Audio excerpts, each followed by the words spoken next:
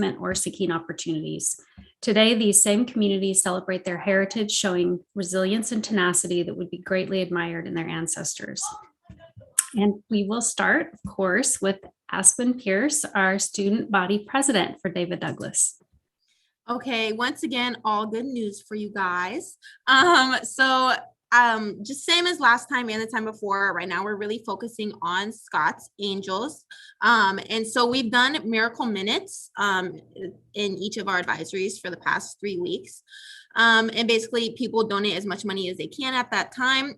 We've raised almost $6,000 just off that. So that's really good news. 100% of the funds go right to Sammy and his family. We also, with the online PayPal thing that Frida was talking about, we have almost 8,000 total with both of them. So with the online, we have almost $2,000, $2,200 to be exact. So that's really good news. All of that's going towards Sammy to help him and his family out. I did reach out to our head of communications, Andy, and about promoting the equity and the education, that thing that you guys were talking about. And we're going to start doing a community projects highlight on our social media page. And so that's where we're going to push out most of our information, is through social media. So right now on there currently is just talking about our Communicare project that's coming up very soon. That's where we work with the nonprofits in our community.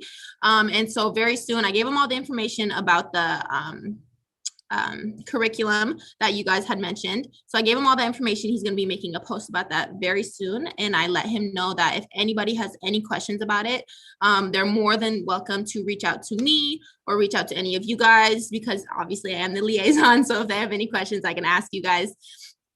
So pretty much all I've been working on is Scott's Angels. And I have heard from a lot of students, they're kind of confused about like what's going on right now with the 2 days off. And we're trying our best to help them out and calm their nerves.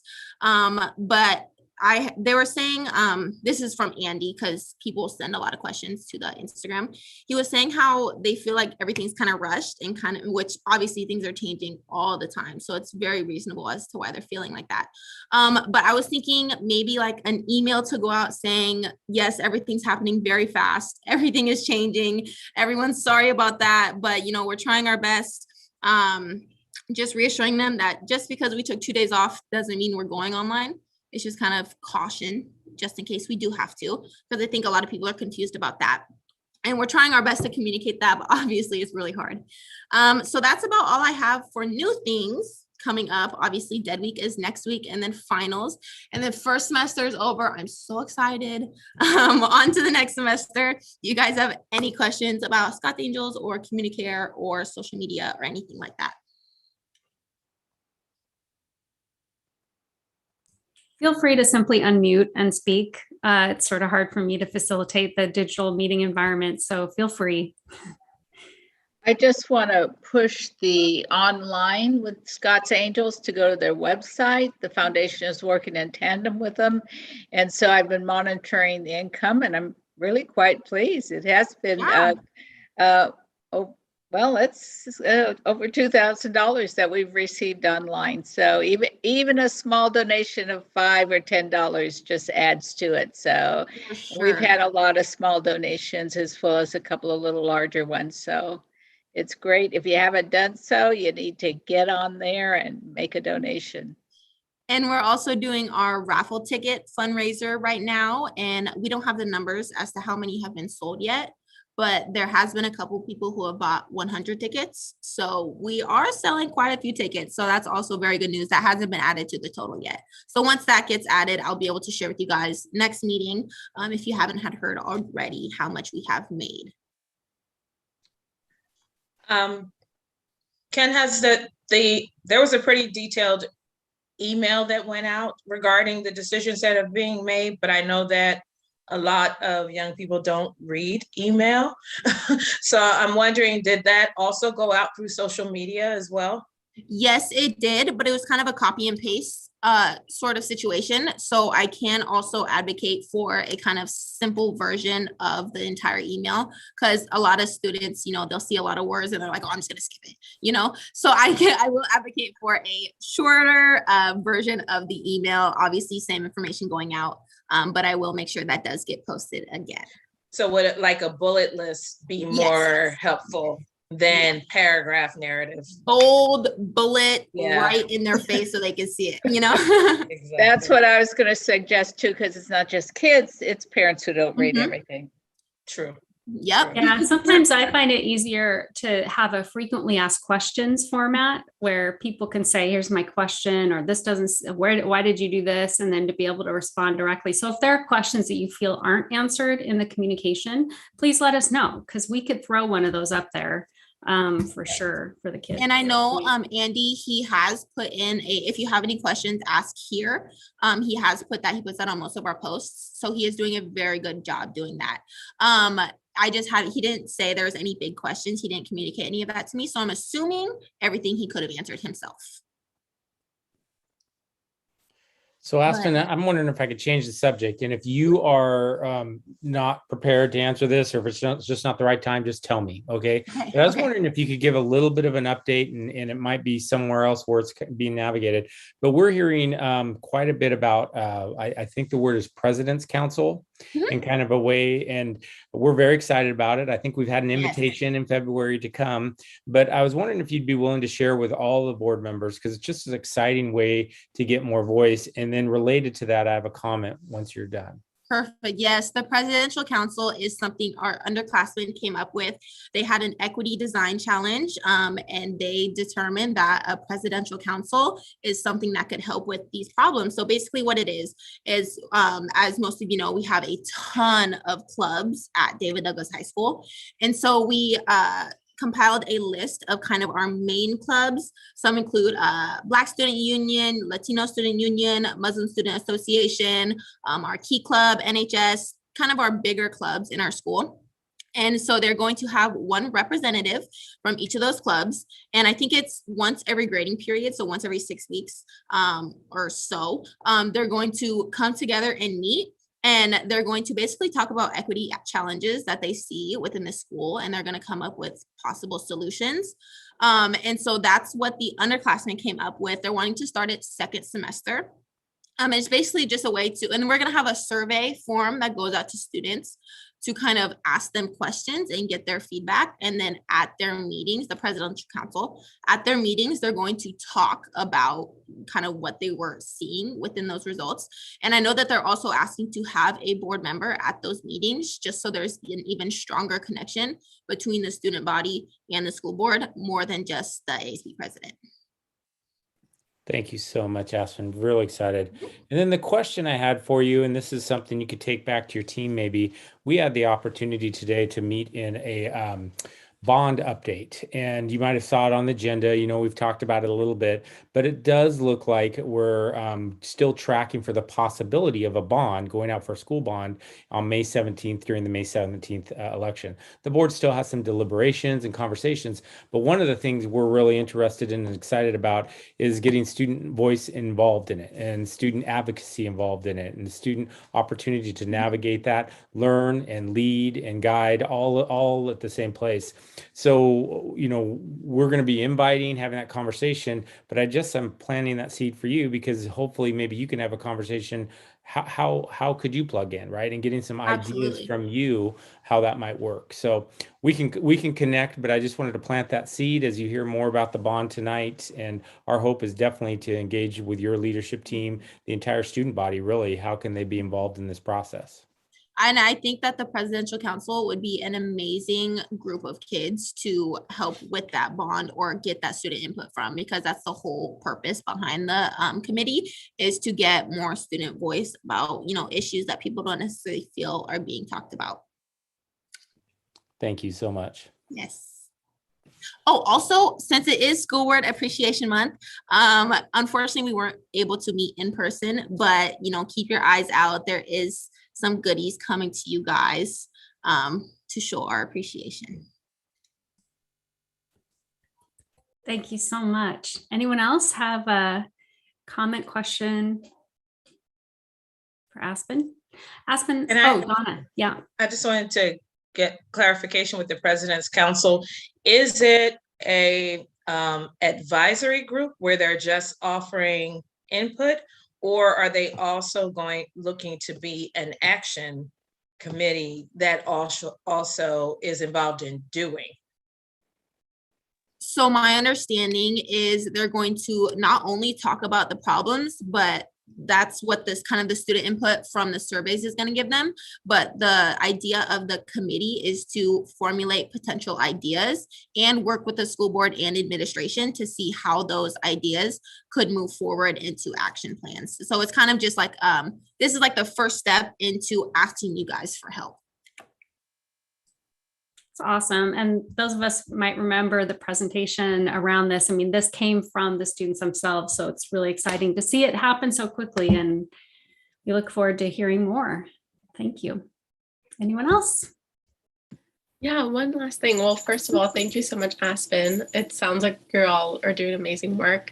And I was actually wondering what the timeline would be to start the council.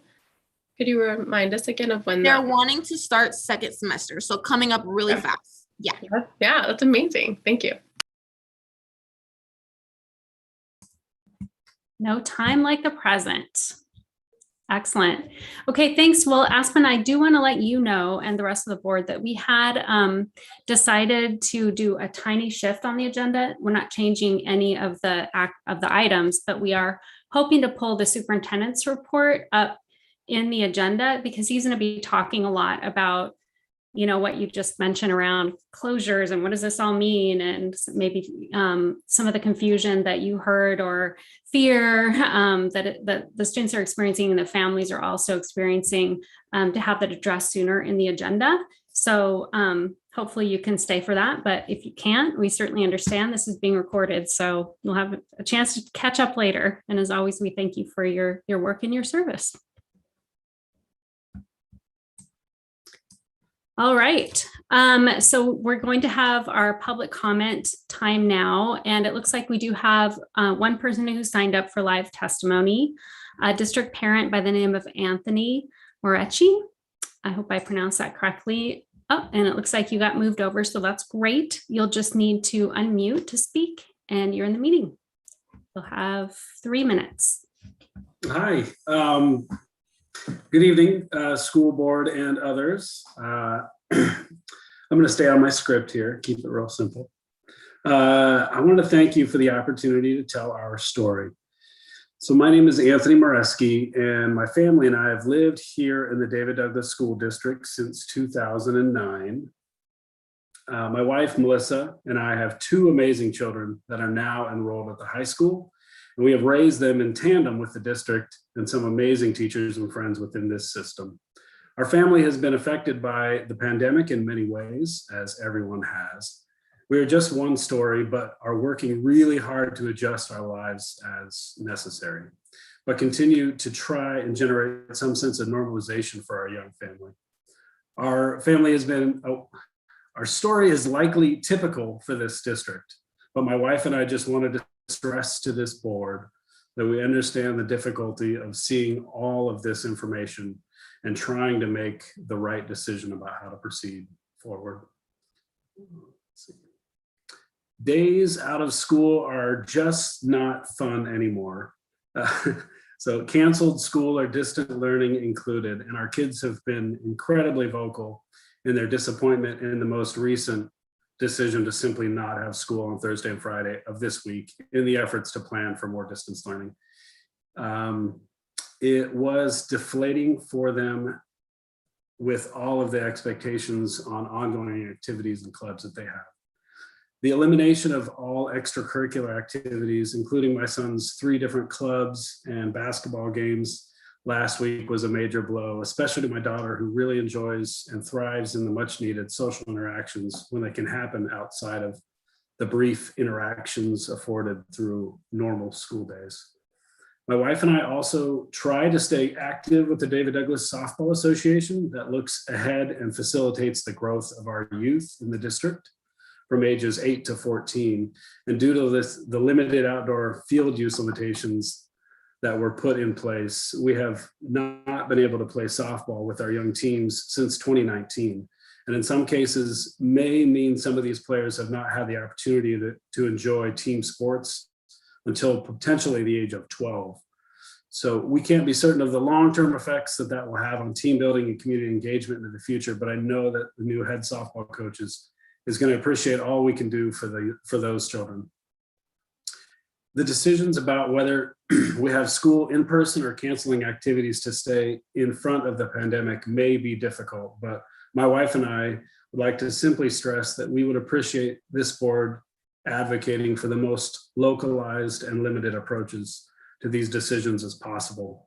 My extended family has been diagnosed with this most recent Omicron variant, and thankfully, each case has been handled easily within the new 5-day quarantine timeline, but then they are right back and ready for activity and involvement in their normal lives. So people will be sick as this wave is going to pass through our community, but these impacts have revealed themselves to be much less impactful than the original strand and more similar to the common cold, which we would have all gotten just 3 years ago. We're optimistic and very hopeful that with the new tools in place for distance learning, this district has the ability to be thoughtful and logical to help everyone to define the most surgical approach possible to the potential staffing shortages and/or student learning and growth impacts. Staffing issues should be anticipated, and people will need to take care of themselves, but forced uprooting of our entire school for extended or unknown durations as we navigate each new wave of this pandemic will and already has had dire consequences on the welfare of our children and the people of this community. These kids need structure to their days, and many of them depend on it, and altering or changing their expectations to steal those incredibly important life skill building interactions will have long-term and damaging ramifications on building up and strengthening our community. That was my testimonial. So I want to stick I appreciate hearing from you. Thank you. Yeah, thank you. Other folks signed up for public testimony that signed up by the timeline. I think that might be the only one, but we really do appreciate you coming, and I share your concerns. Okay, we have one more invited public input, which is the David Douglas Online Academy asked to present. We did have an online academy this year, so we're going to go ahead and invite them over, and you can go ahead and unmute when you are ready to start.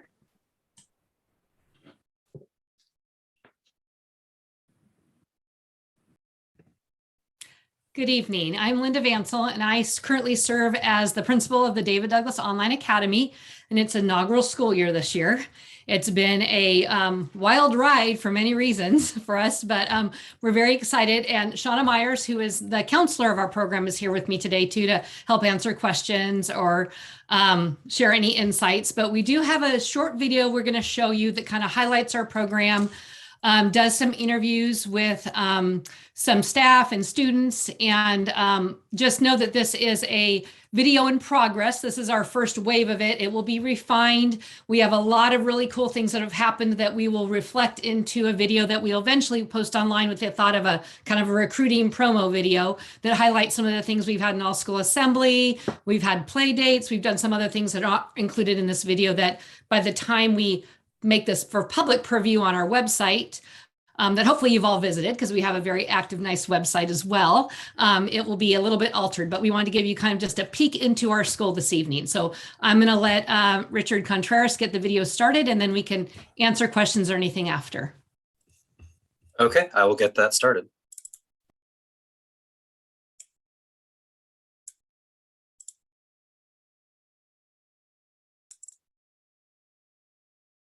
Can everyone see this?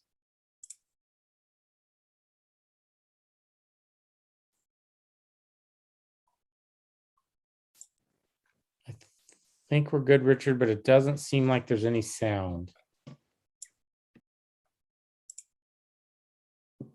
I'm sorry, what was that, Ken? Sorry, I don't know that we're getting any sound. Okay, let me look into that. Let's see.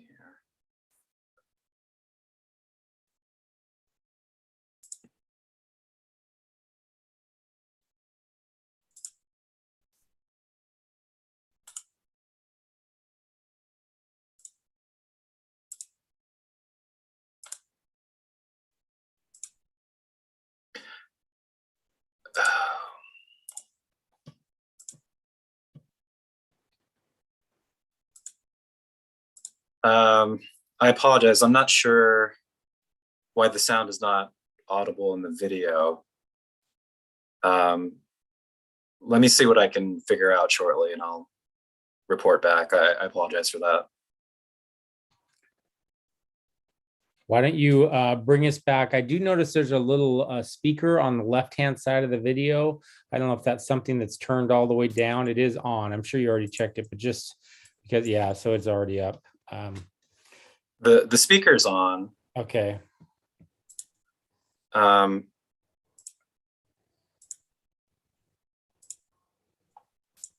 really apologize. I did test this. I'm not sure why the audio is not coming across for everyone.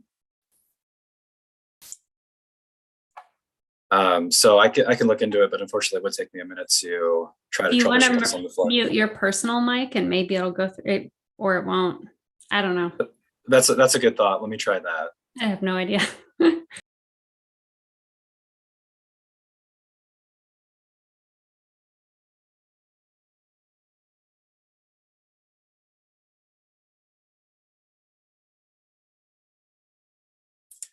Let me call the IT department and see what I can find out as soon as possible. I apologize.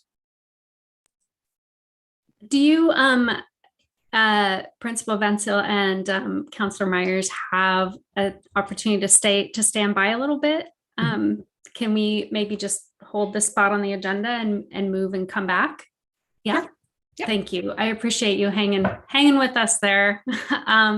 So we're going to go ahead and move on to the next agenda item. It says consent agenda, but I'm hoping, oh yeah, we'll go ahead and do consent agenda. And then if I can get someone to move approval.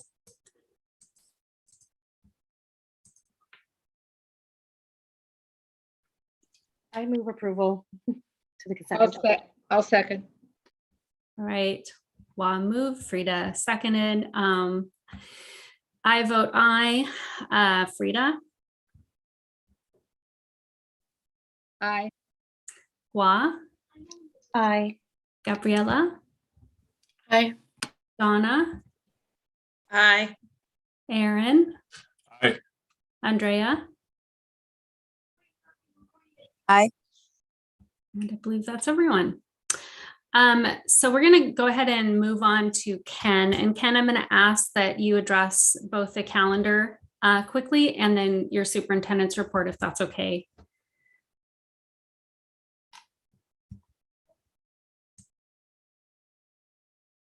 Of course. So you mean the calendar piece that's item number 7? Yeah, it says approval of calendar. Ken is presenting. Yep. Sounds good. So I will do superintendent's report first, and then we'll kind of walk through that, and then I'll go to the calendar report. And I know Richard's still working on that video. So once again, I also want to apologize. I know DDOA students and staff worked very hard on that, so I hope we can get it up. And if we can't, I know we'll be back. We'll have it back here and kind of go from there. Very first, I want to just recognize I have about 3 nuts and bolts, and then want to get into some sharing and information. The nuts and bolts is one already. Aspen beat me to the punch, and that is the reality that it is School Board Recognition Month, and it is my privilege to recognize each and every one of you and thank you for your service. I also want to take the opportunity just to read a proclamation that our governor gave to us to recognize each and every one of you for all of your service. So first, State of Oregon Proclamation, Office of the Governor. Whereas Oregonians rely on a robust public education system to ensure prosperous quality of life and strong economic health for Oregon, and whereas locally elected boards fulfill leadership roles and serve as an important conduit through which teachers, parents, businesses, and communities demonstrate their care, creativity, and support that lead to student achievement, and whereas public schools nurture and train diverse student populations to the best of their ability, whatever the resources, to give students the knowledge, skills, and opportunities they need to succeed. And whereas board members build the framework and make it possible for education organizations to teach Oregon's children, and whereas the committed individuals who serve on the boards of Oregon's 197 school districts, 19 education service districts, and 17 community colleges deserve recognition and thanks for their dedication to the educational needs of the people of Oregon. Now, therefore, this is from Kate Brown, Governor of the State of Oregon, hereby proclaim January 2022 to be School Board Recognition Month. in Oregon, and encourage all Oregonians to join in and this observance. So I just want to give a big round of applause to thank each and every one of you for your service. I know it's countless hours, not only these meetings, committees, opportunities, phone calls, support, but all the community involvement. And I know how many community members come to you for guidance and support and direction and just to be heard. So truly, thank you so much. As Aspen said, little different board meeting. We know why we're here. We know why we're in this format. When we're back in person, and we will, you might have a couple sweatshirts and a couple other treats that I'm excited to share with you, just to have that David Douglas spirit. So with that said, again, thank you so much for all you do and continue to do. And please know you're recognized, all your work is recognized, and ultimately makes a difference. The second one, this is a nuts and bolts thing, and it's kind of interesting, and maybe at some point, I've talked about it before in my contract, we can talk about it. But in my contract, there's a clause that says every January, I'm supposed to notify the board that March is when the board takes a look at renewal or non-renewal. That is for all licensed employees, any licensed counselor, teacher, administrator, and superintendent. It's actually part of a statute that says in March, at the March board meeting, you'll be notifying myself, just like we notify all of our every licensed employee, whether or not we're renewed or not. So again, I'm not going to read it out. It basically just says that I'll notify you of that. So I'm notifying you of that. So I'm following that piece. And like I said, maybe at some point we can talk about the purpose of that. I don't know where it came from, but with that said, that one's checked. So the third one I'd like to talk about, and we won't get into too deep of communication right now, but I'll follow up. And that is that Stephanie and Donna in our agenda meetings have continually been circling back to thinking about board development and thinking about board training and thinking about us coming together, or you coming together as a board, to an opportunity to think about how board members work together, team building, board responsibilities. And I want you to know that we've been reaching out to OSBA. They are more than willing to put together a training, come to us. And I just want to keep that on the radar. I don't know if we'll select something tonight. We definitely can. Kind of depends on the timing. But ultimately, I think what we're going to do is follow up with an email. I just wanted to plant the seed. And basically, OSBA shared that these are all perfect, very common topics, and they can certainly craft something to address all of these customized to our district's needs. So we just want to engage in the conversation, thinking about some team building for this board and when that would occur and what it would look like. They shared they often use the model of collaborative leadership and research-based standards to facilitate discussions around team building and working together as a board. So when I look at it, there's a number of different ways we can do this, but there is a school board meeting calendar. It's on the website. I'm sure you guys all have it, but ultimately, you know that typically we schedule one board meeting and one board workshop each month. And it kind of depends on the month where we're at. But when we look out, we have a workshop in May, we have a workshop in June. Both of those could be opportunities to schedule something like this, but we aren't limited to that workshop. It could be a Friday afternoon, it could be a Tuesday morning, it could be a Saturday, it could be after June. There are many boards that actually come together for like 2-day training retreats. So what I wanted to do is just notify you of this, maybe open it up for some discussions, thoughts, any ideas you have.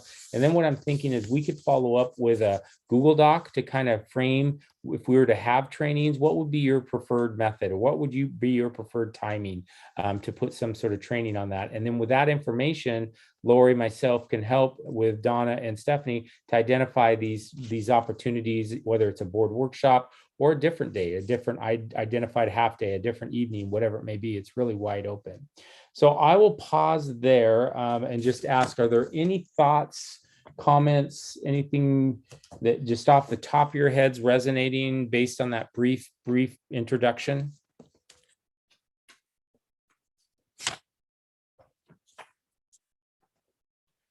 Okay, then I'll go a different way, which is fine. I think obviously based on what I just shared is a thumbs up, okay, from board members. Just thinking, I'm seeing nods, which is fine. That what we'll do is I'll ask Lori, we'll put together a Google Doc to kind of look at calendars, dates, times. I'll give a few different options you can check. We'll kind of narrow in on this and look at it. Technically, our next 2 school board workshops, we have one around bond, and then we have one around charter school. So the next couple coming up are pretty much busy, but again, we could look at different evenings, different afternoons, different days. So we will follow up with that then, circle around with board email to make some decisions and go from there. Any questions as I transition? Go ahead, Stephanie, I please. think Donna and I were hoping it would happen before like May. We understand now, there's this little surge, more of an ice pick this time. But we were hoping, since we had so many new folks, that we could do it early in the spring. If we do it in the spring, we also know that we have a board member who serves in the state legislature, in the February legislature session. So we need to take that under consideration as well. But hopefully sooner rather than later. We have a lot of goals for the district, but we actually don't have any internal goals for ourselves as a board. So, we need to live up to our own expectations in leadership. And I think the newer members, especially that new this year, we should really look to them. What do they want to learn? Because I know in the past, we basically said it takes you 2 years to figure out what you're doing on the board. So if they have really some questions and areas that they'd like to learn more about, I think it'd be helpful. I think I've been through every sort of training, so I'm not a good one to ask. For sure, we'll check in. Well, I just want to say I appreciate that. I do, being a new board member along with Gabriella, I think there's still a lot to learn. I do know that we're a pretty functioning school board. That would only strengthen our school board even further. So I do appreciate taking the time out for that. And I would definitely reflect and come up with some questions as I continue to serve on the board, and what I would look for and what I would like to see on the board as well. And same thing for the seasoned school board members. I like to see any input or advice as we move along this journey together. But my goal is to really, especially during the time that we're in, is to really look out for our students and our families during this challenging time in education. Thank you, Wa. So we will definitely identify and look at different dates in the months to come. We won't wait till past May, or I was just sharing that as an example. So I think what we'll do is try to just build some dates, ideas in every month throughout the rest of this year as thoughts. 1, and then 2 is that question around topics. We'll open that up as well. And then we'll just get some feedback to dial this in. I'm going to pause right there. The next conversation I'm going to have and want to share is specifically related to COVID, our opening, our closing, all those different factors. But I just want to look to Richard to make sure, do we think we have something figured out yet, just out of a courtesy for Linda and Shauna, or should I keep going? Yes, I think I figured it out. Thank you for bearing with me. I can try it right now if you'd like. Is that okay, Madam Chair? Yeah, that sounds great. All Let's move forward, and then we'll come back to our superintendent. All right, let me go ahead and try that.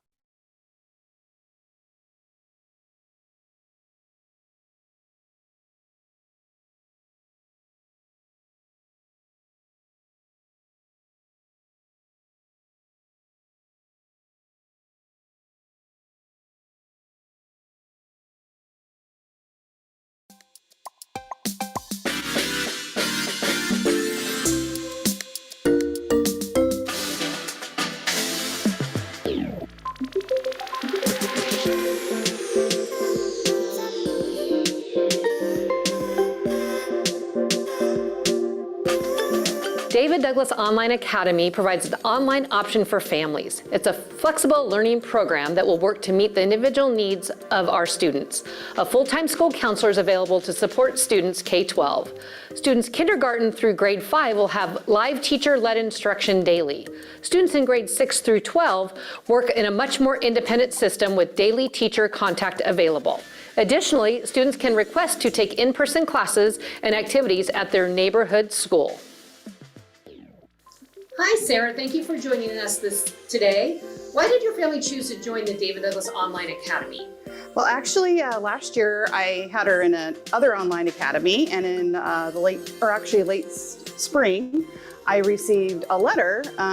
It didn't have her name on it, and it was kind of introducing this new online program, and it seemed intriguing to me because we'd already been in a program for 1 year. I liked the fact that it was part of the David Douglas School District. What is going well for your family and your student in this program? I would say I love the flexibility, the ease of it all for my daughter getting online. It's pretty simple. She can go on. We like the time frame of we can start a little later in the day if there's, something going on. Maybe she has a dentist appointment or horseback riding lessons. And what's kind of a challenge or a difficult transition for you in this program this year? I would say just on occasion, like if she gets locked out of English or math, more English, but if she can't get her email sent to the teacher, sometimes it'll be a little bit of a lack period. So it's just kind of we're in limbo maybe for an hour or two before we can get the teacher to unlock it. And then probably the Chromebooks, be nice to maybe have a little bit bigger of a screen. So when they're on for 3 and 5 hours at a time, their eyes would be nice just to maybe have a little bit bigger Chromebook. And what is your favorite part or your student's favorite part of the David Douglas Online Academy? I would say she loves getting on with her teachers. She really looks forward to seeing Miss Christensen. They're always there when she needs help. And now they have the new art program. She's really liking that because she likes to be able to express herself. So being able to go on and seeing what the next art project is for the week. Thank you. Thank you for sharing your thoughts about the David Douglas Online Academy with us. You're welcome. Why did you or your parents choose to join the David Douglas Online Academy? The COVID-19 pandemic was too dangerous. Me and my mom thought it would be safer for me to just stay online and then just practice self-teaching and learning at my own pace so that I am prepared for anything that's thrown at me in the future. It's your choice. Do you want to go in real life school or do you want to be online? I said online because I didn't want to risk it. Risk what? Risk getting the virus. I didn't want to. I decided to go to online school because of COVID, and if I got COVID, I wouldn't want it to get to my family members. As soon as I heard COVID happened and all that, I thought if I was social distance away from like other people, I thought it'd be easier if I was just like further away from them than averagely just being next to them, because I felt like less rushed and stuff. And I also wanted a higher chance of not getting COVID. I also feel like I've always wanted to go on to an online one, which I really do like this. I prefer this than like in-person school. Hi, my name's Shauna Myers. I'm the school counselor for DDOA. I'm really excited to be part of this new program. We have students with us for a variety of reasons. During CDL, many students found that working online just worked better for them, while others may have family or work conflicts, anxieties, or just need to work at their own pace from home. We're still working out many of the growing pains of building a new program, but we're really proud of what we've done so far and hope we can continue to provide this opportunity to our students and families. What do you think is going well for you with online school? The whole thing is going well for me because it's just easy to do. It's because it's like on the screen, I just like read a couple of things, I answer them, and then it's just like the whole thing in general is well for me.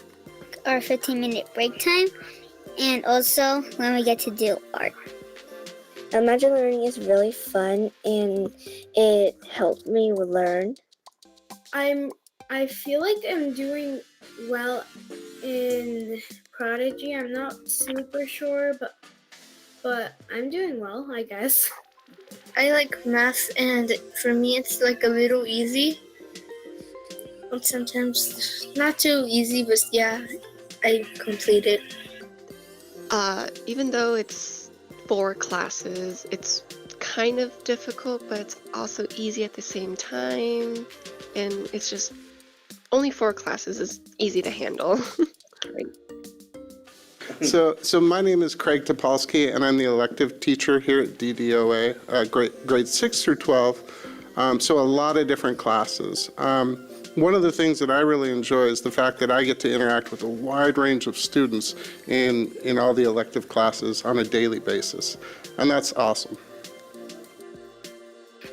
What has been hard or difficult for you being in an online school? Not being able to ask the questions that I have face to face with my teacher and having to wait for a reply back. I barely know how to type, so trying to learn into typing club at the place that I'm in right now is a little hard. It's log into new programs at the first time.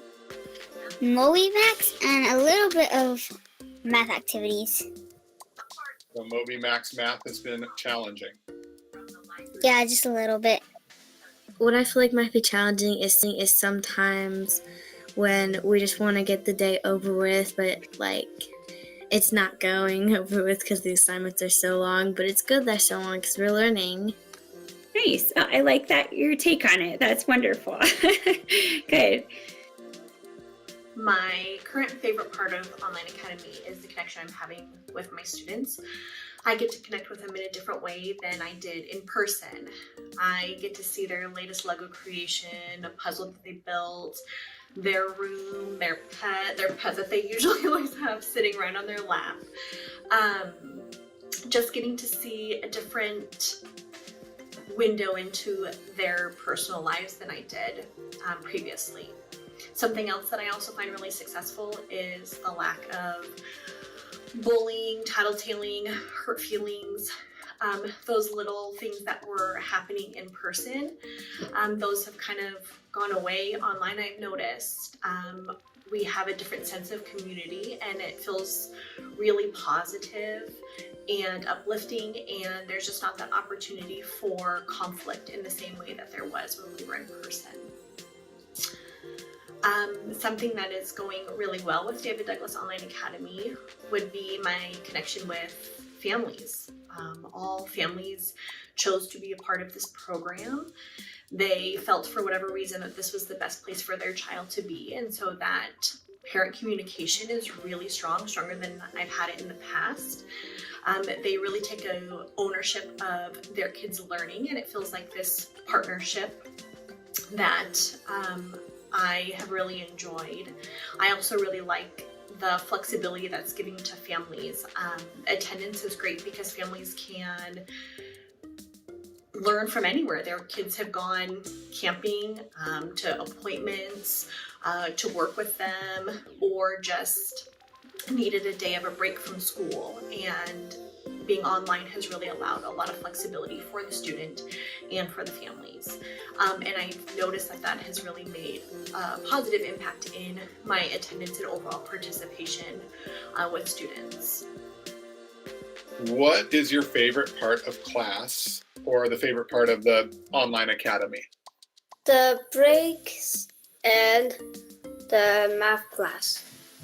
Our 15-minute break time, and also when we get to do art. My favorite part is being able to work at my own pace and not being rushed in a sort of way. My favorite parts are when we draw, because it's like not really often, so it's like a big surprise that we do it. Because like I like drawing, it's a nice thing to do, and also the break time because I can make new friends. Lastly, any other things that you wanted to comment about the online program, and if you'd want to continue it next year? I would probably want to continue it next year, yeah. One thing I really like is that people won't, like when you're doing a test, I like when you're doing a test or something like else, that people won't try to peek at your work kinda, because nobody can really see it. That's a great point. Especially when you keep your mic off, like your camera off.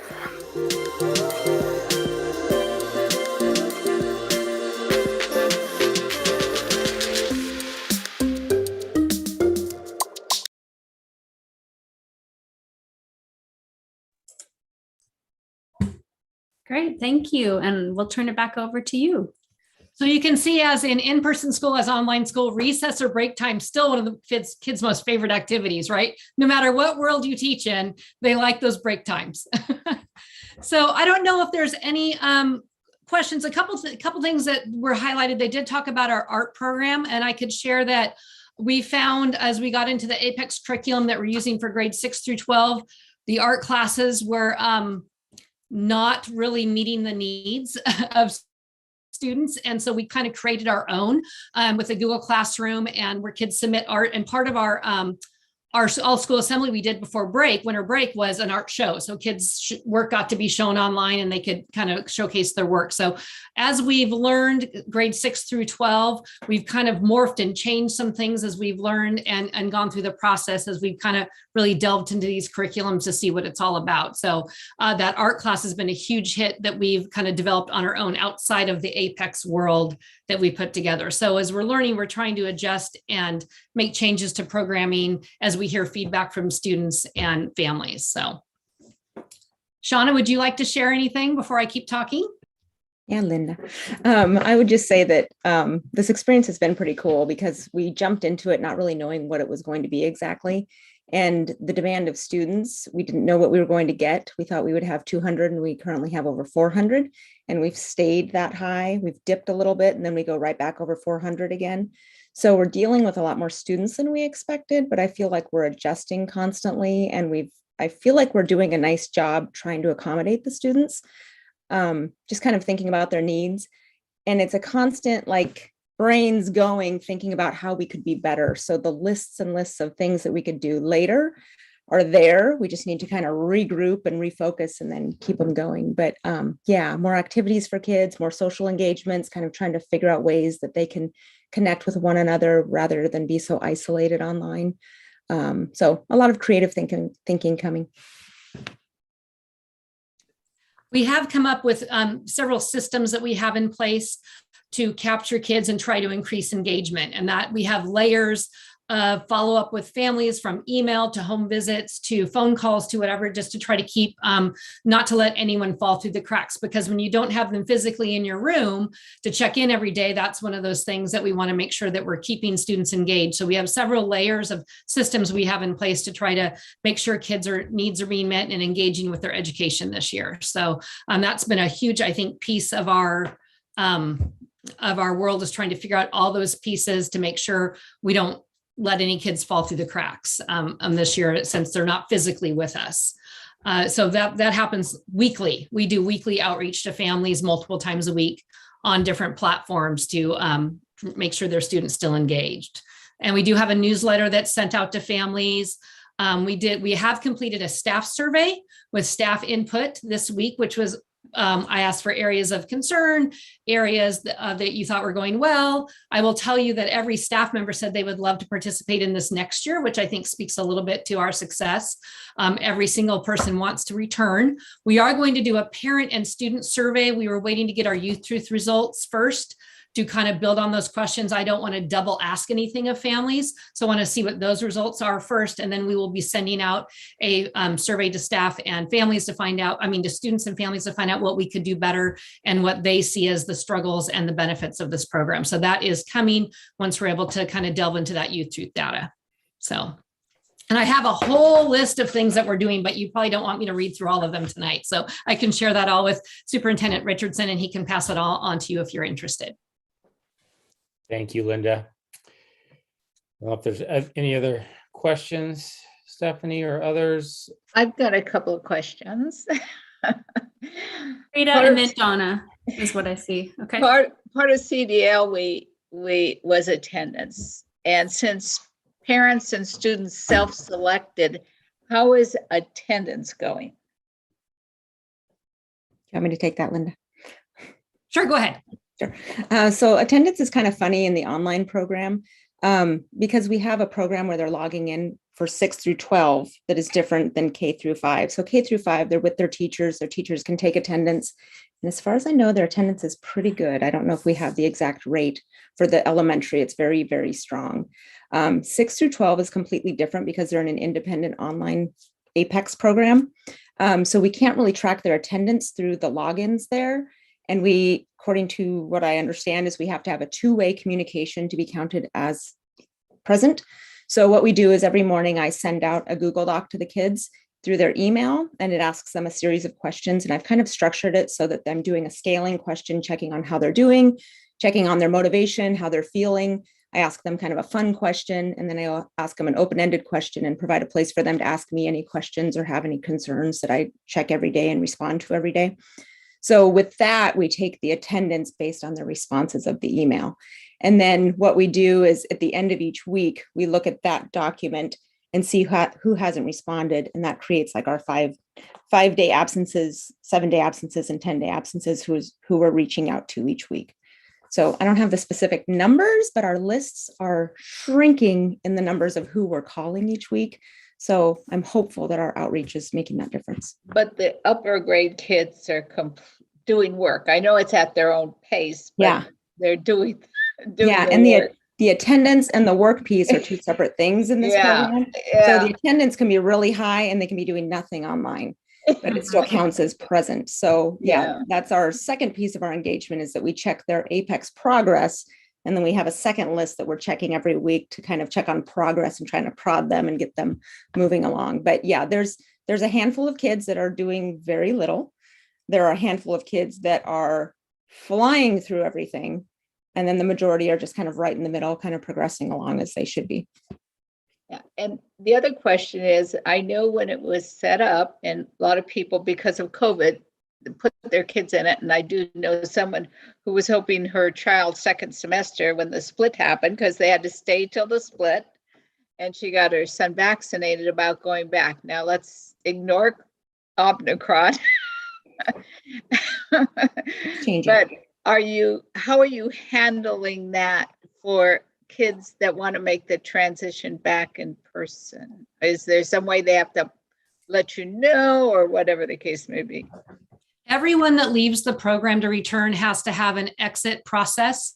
So it's either through email or a conversation with me, because more importantly, I want to know why they're leaving.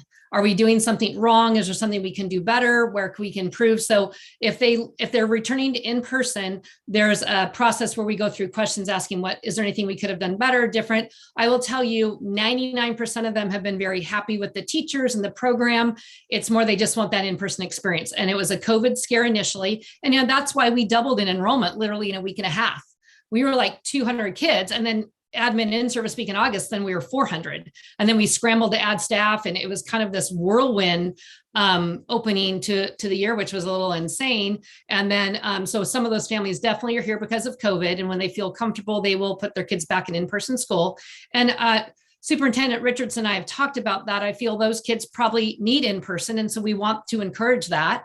I think down the road, when COVID is not such a influence in our educational system, we hope for that day someday soon, that it will be a more like commit to the year kind of process, like a lot of these other programs do. But I don't think that was just realistic for this year. We needed to try to serve as many kids as we could and keep them in our David Douglas community. And so, but a family can't just withdraw and go. There's a process they go through with us, and then we communicate with their home school to let them know they're coming as well, so they just don't show up on their doorstep. So we have a nice transition handoff back to the in-person school if they're coming, if they're going back to in-person. But we are doing exit interviews, because that was a big thing for me. I wanted to know why you're leaving and if we can do anything better. So yeah, my friend, her son's chomping at the bit to go back in person. He never wanted to do online. So. And we have a handful of those. Yeah. And like Shauna said, we've got kids that are just rocking it and love this and want to continue. We've got some of them that are doing fairly well, and then some that probably don't really fit here. They fit in an in-person school much, much better, but this was the option for their families to feel comfortable to engage in their education this year. So we are serving all of those, and everything looks a little bit different for kids. And Shauna's done a phenomenal job. I mean, her and my said secretary, Naomi Schneider, it's been this like carousel of enrollment, right? And so it's really working hard to keep kids engaged and get in as fast as they can when they want to come to us. So it's been a good, process that way. Well, when you talk about the carousel of enrollment, new ones coming in, are they new ones that are switching from in-person to online, or are they coming from not being in our district? I'd say a little bit of both, mostly probably in district, but we've had some kids that have been, that were in other online programs that weren't happy there that have come. And some of them are coming from our in-person schools that want to choose the online option now. Shauna? Yes, I had two questions. One, I wanted to know, because of the 6 through 12 is very different from the elementary, what things have been put in place in order to build community for those children who are they're working independently, but they still need to have a community and hopefully interaction with peers. What are there things that have been put in place to serve that need?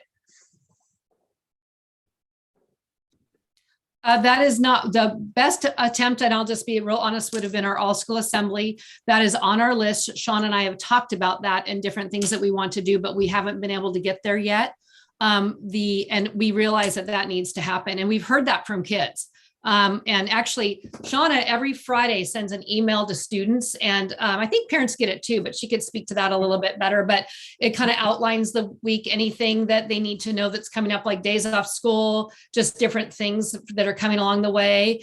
And that is something she asked kids for suggestions. And so we have some suggestions from kids and some things that we're thinking about coming in the future. So that is on our radar, Donna, and we have not, that's something that we just haven't gotten to yet. And we also would want to do more assemblies. We've done one, and we had 170 kids show up, I think, and they showed up like a half an hour early, and they were just like talking about their pets and their favorite color. And we had this sweetheart of a high school boy on it.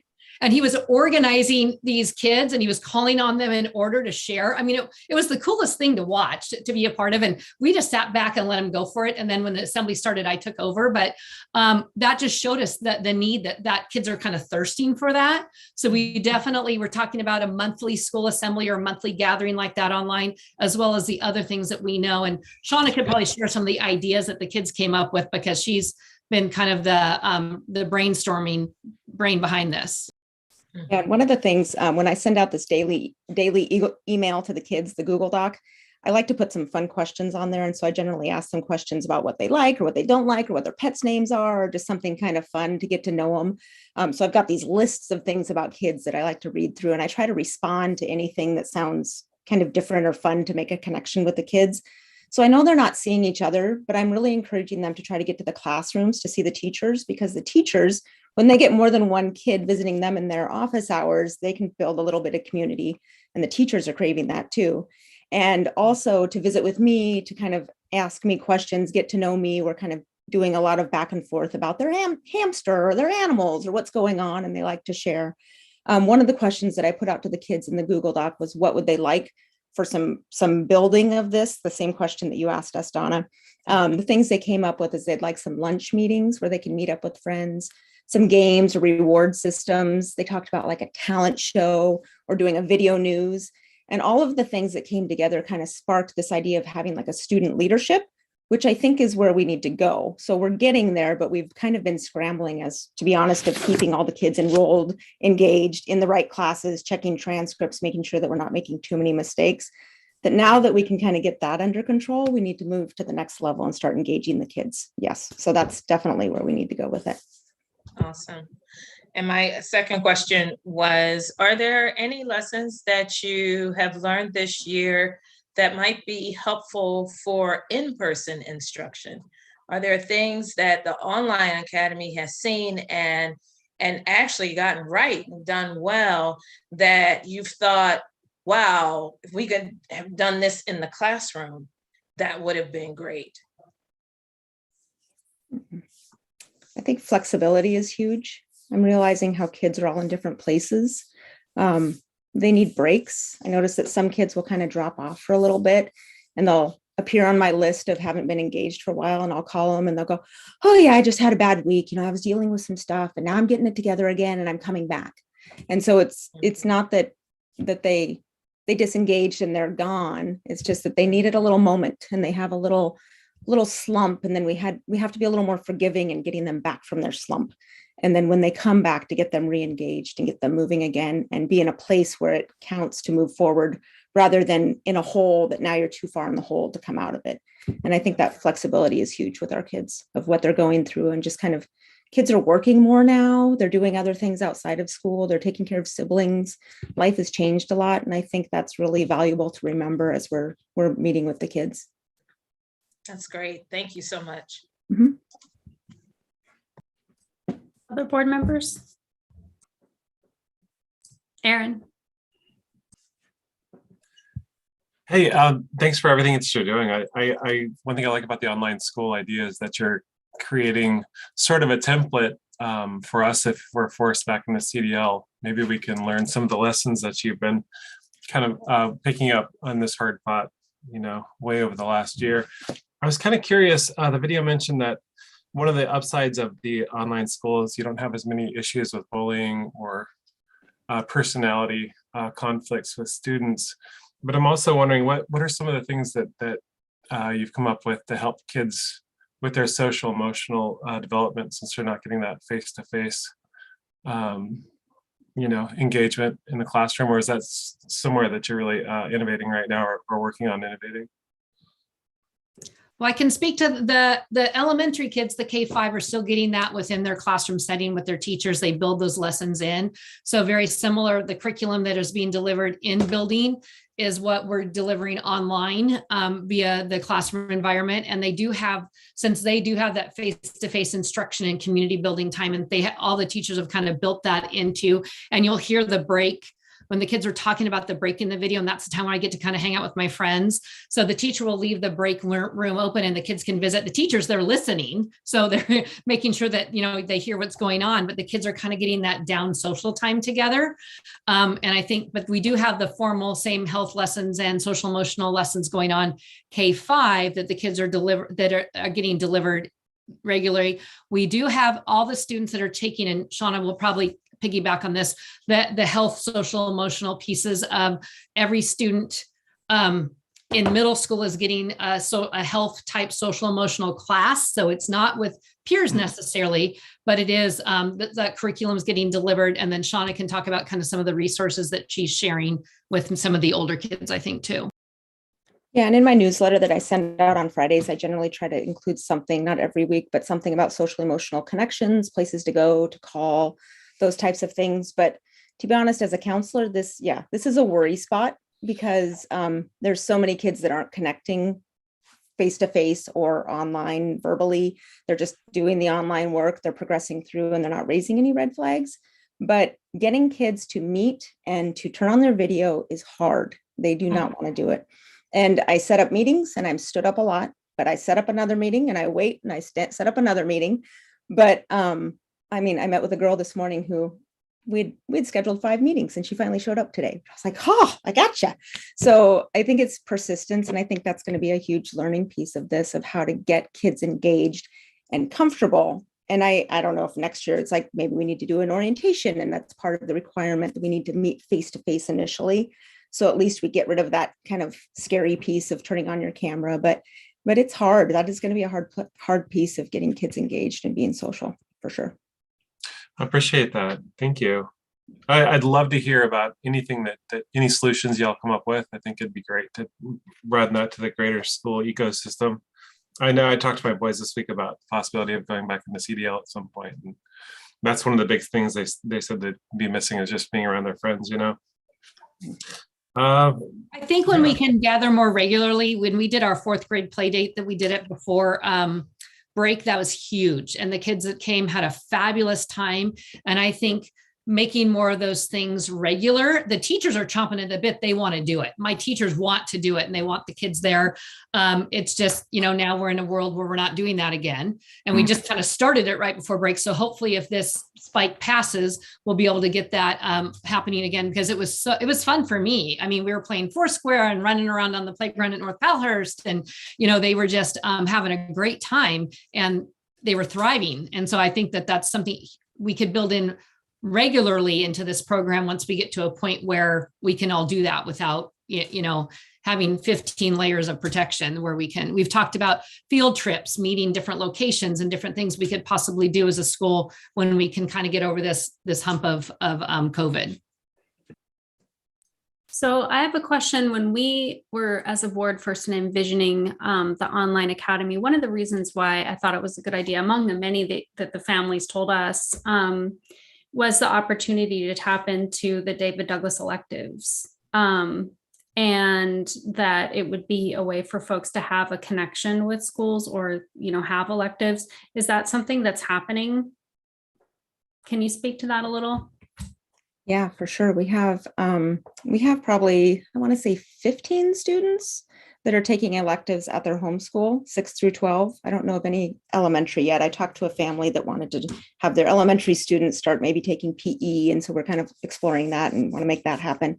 But 6 through 12, I think we have 12 to 15 kids who are taking 1 to 2 electives. We just kind of, the stipulations we've told them is that we want you to take more in the online program than you are in person, just to keep you a full-time online student, since there is such a demand. We have a pretty big wait list of students. So if they're with us, we want them to want to be with us. But we have students taking art classes, shop classes. We have some taking core classes like English. They're welcome to take anything as long as there's space, just like any other high school or middle school students. So we do have students doing that.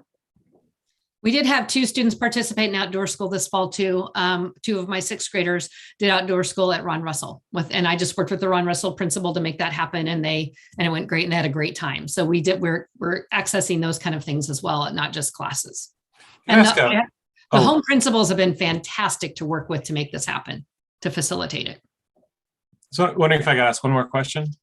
Are you using the same web platform that they used last year in CDL? Or was it last year? Gosh, I'm losing track of time. Which year? Yeah, are you using the same web platform? K3, we're using Seesaw. 4th and 5th graders are using Google Classroom, and then the 6 through 12s are in Apex for the most part, unless we have an outside art class that's in a Google Classroom. So that's kind of the 3 platforms we're using.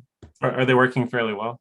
Yeah, I think so. The one thing I will say we've learned with Apex is it's pretty flexible, and we've gone in and our teachers have had time to go in and take out content and put things in. And I think we can shape that curriculum to be more what we want it to be in the future as we grow and move on. And a huge advantage has been to use our David Douglas teachers to support those 6 through 12 kids, because they know what's happening in the schools. Several of them have been in the textbook adoption process, have gone through some of the anti-racist, anti-bias training. So as they're working in Apex, they're thinking and looking for things that maybe doesn't sit right, maybe needs to be removed, maybe, so as I think we move through this curriculum for 6 through 12, we can make it better and better, because we can put our own things in and take things out as we get more familiar with it. And K5 is using many of the programs that they used last year. As you know, we're not using Fuel Ed, but the plan moving forward for the elementary curriculum is to use the district adopted curriculum, and we will continue to adopt curriculum that only has a digital component to it as well. So our online teachers can be in the same workshops, PD things as the in-person teachers are. And so they'll have that partnership to work. So it won't be some offshoot curriculum that we're purchasing that will actually be part of the curriculum of the district, is kind of the vision moving forward after this year. Okay, thank you. Actually, I didn't know that you weren't using Fuel Ed. I'm happy to hear that you're finding some better resources. Thanks. I think we're all happy about that. Those of us who are parents who were in that curriculum, it's like, okay, what's this? Great. I have one more question, because Linda and I discussed this while she was researching the different programs, is about math and how testing was set up. And my grandson, I helped him with geometry, and they had a program that was terrible, because if he couldn't answer the question, he went by it, it was marked wrong, and you never could go back. So were you able to find something that had a little more flexibility? You can go back. I actually have taught 2 classes this fall for the fall semester, because I wanted that experience. I wanted to know what the kids were living, what the teachers were living. So I actually taught a middle and a high school class myself, so I could see what it was all about. And it's more flexible than what we talked about. But I think the key for us is those teacher connection times, because math is hard online. I mean, it's hard in person for a lot of people. It's really hard online. So what I can say to that is those teacher connection times have been huge, because our teachers are available for them. the kids that log in and meet with the teachers, they've been very successful. So as we've, that's going to be something I think that we have to continue to really push with our students, is to access those teacher connection times, because the teachers want to be there. They want to help. We have a phenomenal staff of teachers, 612, that have volunteered to do this, that are all in. And so I think that's going to be the key to being math successful online, is you need that human contact. I mean, there's a few kids that can get into Apex and just go for it, but that's not going to be the norm. So continuing to push that teacher connection time for the math. So it's going to kind of be human taught and computer taught, right? I think that combination is going to need to happen. So that's what we're doing, and hopefully we'll continue with that. But it's more flexible than your grandson's program. Yeah, I am glad, because I became a teacher after not doing geometry for over 20 years. So yeah, it's nice that we have that for them. Yeah, and that, I'm telling you, the teacher connection time is so valuable. And that was it's a huge win for our kids that other online programs don't necessarily have. And they can log on with the teacher every other day for 85 minutes if they want to. So, I mean, having that accessibility for our students and our families, I think, is huge. Anybody else? Stephanie, I just want to know questions. I just want to step in and say thank you to Linda and Shauna and all the staff. And then also reach out, just extend a thank you to our parents and families. You know, everyone involved in this program kind of took a leap of faith. I mean, there was a blank page, and it was a lot of work, a lot of hours, and continuing to try to get it right. So I just want to thank everyone involved, and I'm very excited. Also thank the board for allowing us to do this, right? Allowing us to fund this and move forward with it. It is making a difference. You heard the number of students and families, and I know Linda's dream, goal, mission. I know Shauna's as well, is how do we continue to grow it, right? How do we continue to modify it, make it flexible so it does meet students and families' needs as we move forward? So again, thanks to both of you, thanks to your staff, and then just as importantly, thank to all of our families and students who are engaging. Thank you so much. We really appreciate the report, and I'd love to schedule another one at the end of the year for some further review and thoughts. So that sounds great. And I'll have a better video. When I don't look so funny No, on the it was video. great. It was great to hear the real stuff, right? He wasn't supposed to use my video. It was on there. I was like, ah. So it'll be better next time, I promise. And Ken, I know we're going to turn it back over to you. I do want to respond to Aaron saying, oh, if we have to go back to CDL, Aaron, don't put that out there. Like, part of having this flexibility this year, you know, for families who wanted the online program was so that we could do in person. So I just want to say that we don't want to put that out in the world.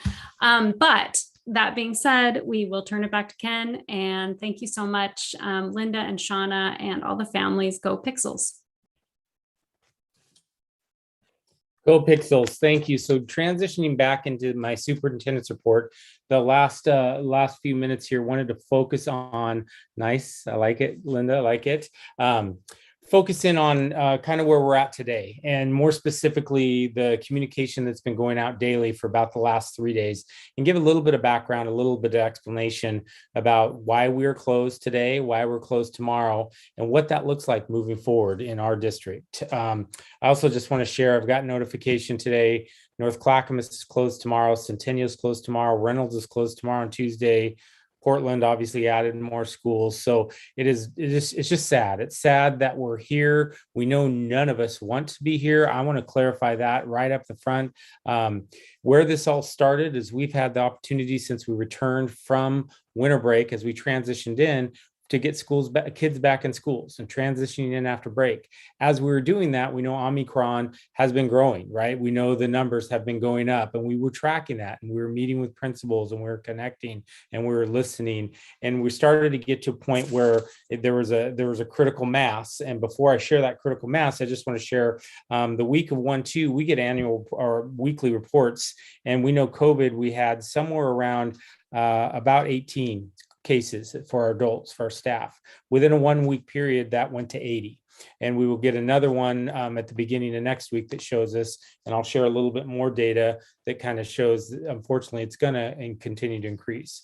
With those conversations with our principals as we're connecting, we knew it was becoming very apparent that operationally, the capacity, it was getting to a point where safety was becoming a concern. We did get the opportunity to meet with our Multnomah County local health professionals and the chair. And I want to be clear to everyone listening and our board, our goal is to stay open. That's still a priority for us. We want to be open for our students. And in fact, what's shared with us from the local public health authorities place of science and background is closing because of Omicron is not the right thing to do. And what I mean by that is trying to stop the spread, trying to stop all of that. We shouldn't be considering that. We should just keep our layered mitigation practices in place, keep them in place as stringently as we can in school. The reason we had to unfortunately transition this Thursday and Friday had to do with our capacity and our worry around safety, had to do with our number of staff that were out, which I'll provide a little more data here. On 1/11, we had 117 staff out, 95 of those were COVID. Then next week, 129 out, 106 COVID. And then just this last week, 137 out, 113 COVID. So you can see it is continuing to grow. And again, the issue is when our staff are out, when they're diagnosed with COVID, they cannot work. It's not a choice of coming to work. They are quarantined. They're placed in isolation and they can't come to work. And as more and more staff were out, we're also getting impacts throughout the county. I just shared a little bit of data about other county schools. The reason that's important is because their numbers are doing the same thing, and we already have a very limited substitution pool. So unfortunately, our substitution rate and what's happening with that many staff out, we're somewhere around average about 50%. But we have buildings that have a fill rate as low as 20% on any given day. So we've been all last week, and as we've been transitioning, we've been flooding in supports. Every available staff member at the district office, those individuals within schools that don't have kids in front of them every day are basically covering and doing what they can do.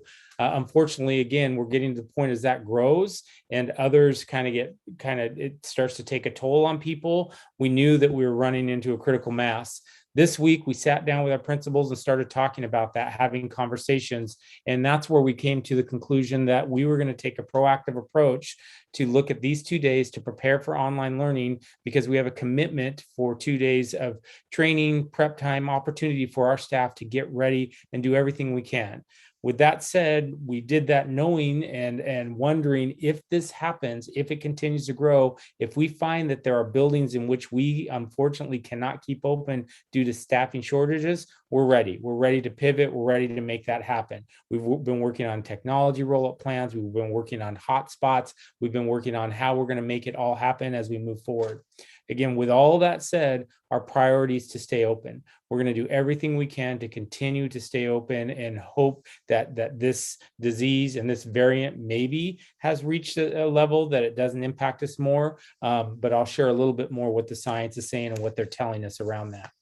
With that said, I also wanted to share a bit, and this will come out in one of our upcoming communications. Again, we've been trying to communicate daily around this, but we've also put together protocols. And the reason that's important is there's a lot of questions out there, and we'll be sharing this with our entire community that basically says, well, how are you going to make decisions? Okay, you took these 2 days, you're doing you basically are getting prepared, getting ready, the commitment for those days, but now what?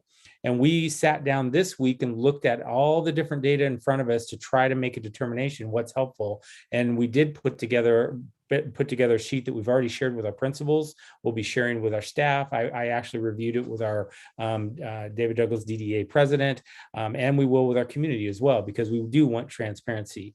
With the leadership, Andy Long put it together in writing. We'll share it with the board as well. But I'm just going to quickly, it has a why, it has a what, and then how. And I want to review quickly what the how is. And that how is basically every day, every morning, we ask all of our principals to put in a COVID-19 data tracker by noon, a bunch of information. That information looks like how many staff do you have out? What's the percentage? How many of those have COVID? How many of those are projected to be out again? How many do we think will be out long term?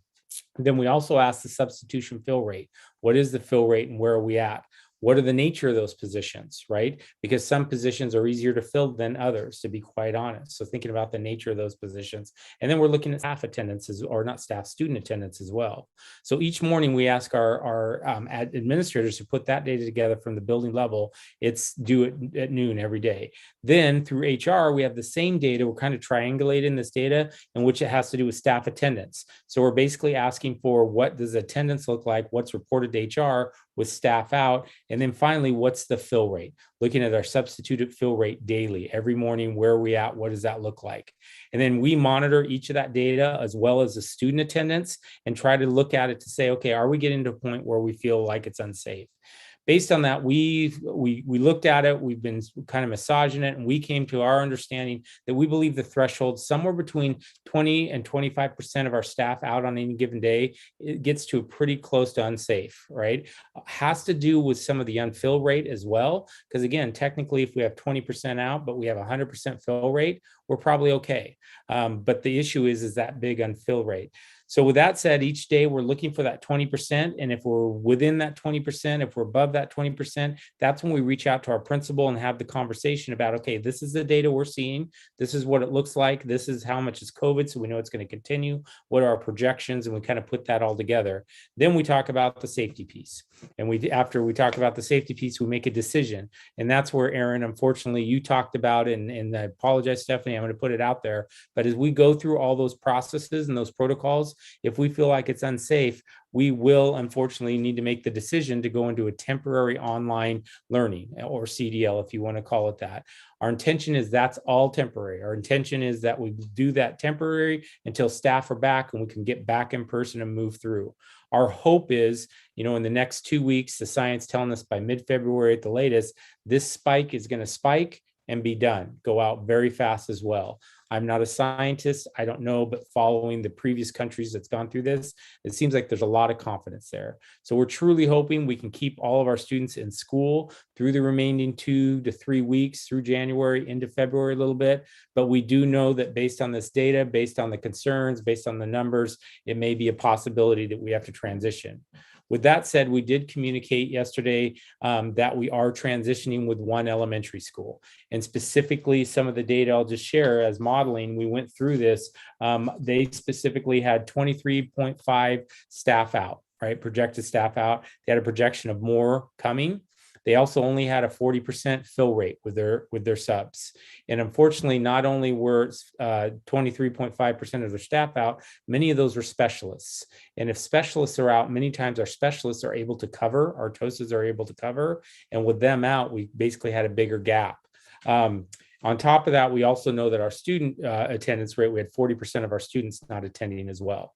So with all that said, Principal Ganay and I had a conversation, cabinet, and Principal Ganay did recommend, based on safety concerns, that we transition into temporary online learning next week. So Tuesday through Friday, we will be in temporary online learning for Earl Boyles. The rest of the numbers, again, we're continuing to track, although the last data point we have is from Wednesday. So we'll be kicking up with this protocol, with this process on Tuesday again.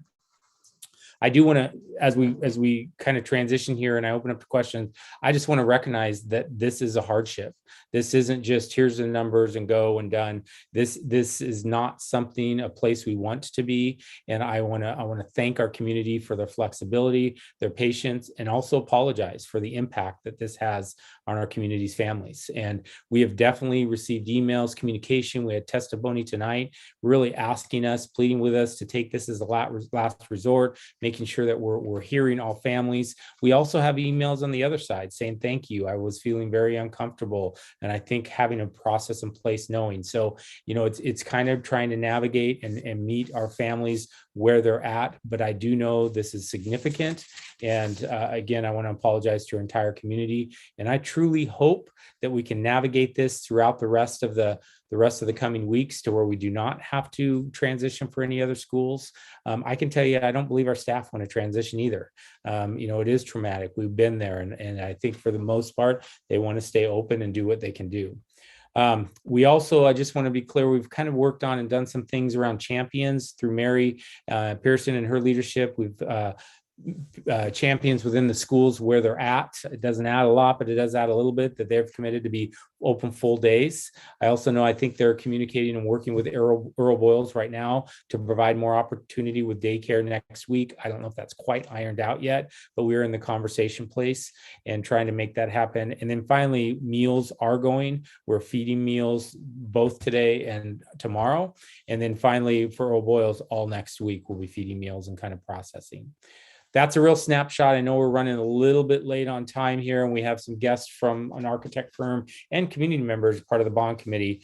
So that was pretty detailed, but please, if there's questions, or Madam Chair, I'll entertain whatever direction you want to go from here. Yeah, I mean, I think that we should have some questions if people have them, but I have one too. One is around the data.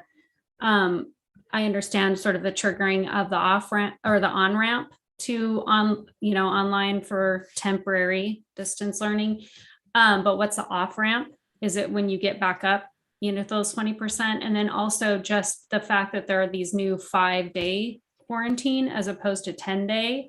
But we're not, for some reason, implementing that right away. So anyone who's in quarantine now, like before today, is still at the 10-day.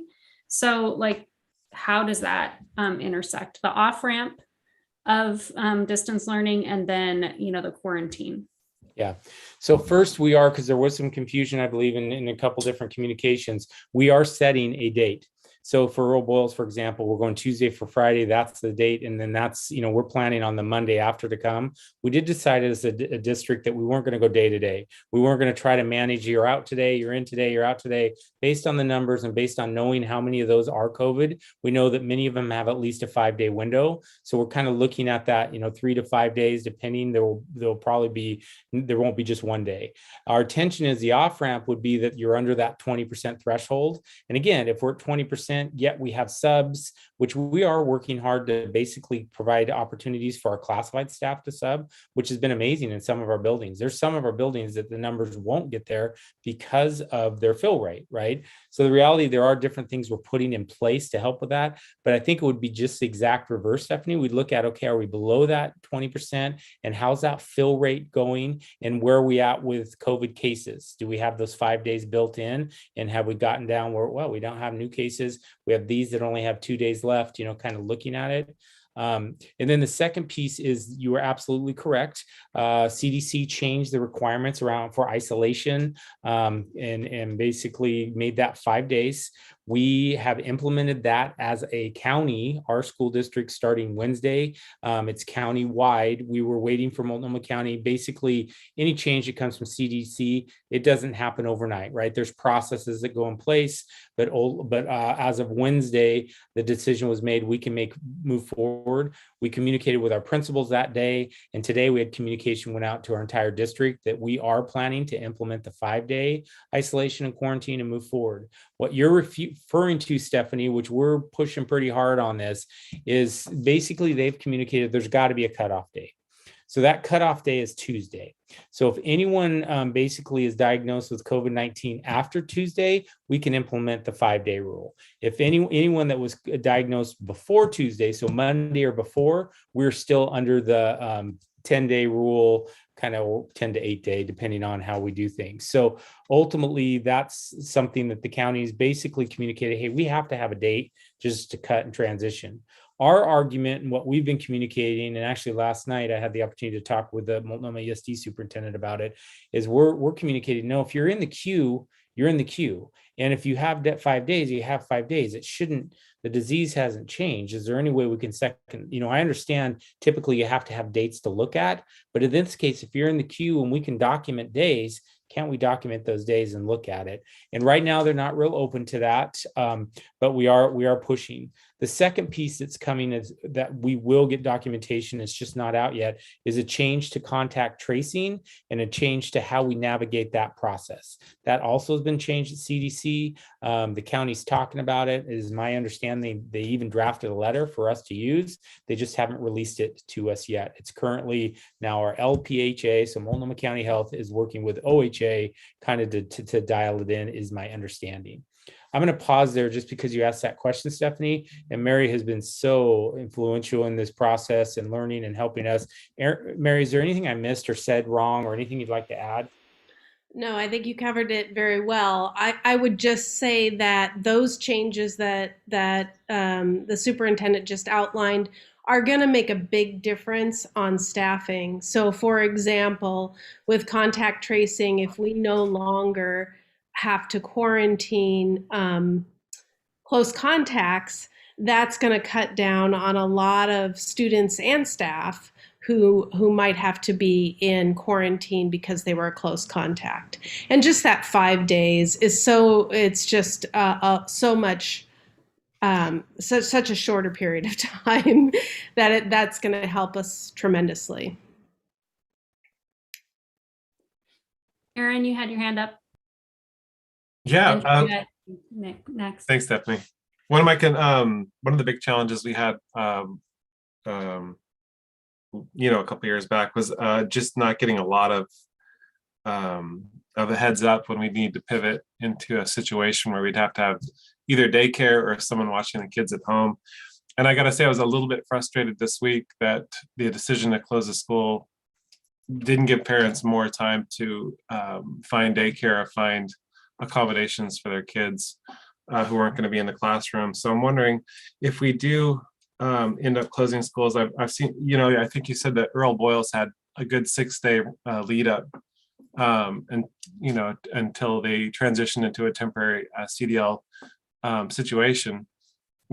What kind of a time frame can parents expect? Like, what should they do to prepare in the chance that maybe their school will go into a temporary CDL? Like, how long will they have to get daycare lined up to find accommodations for the children? Yeah, that's a great question. And unfortunately, I don't have a great answer, Aaron.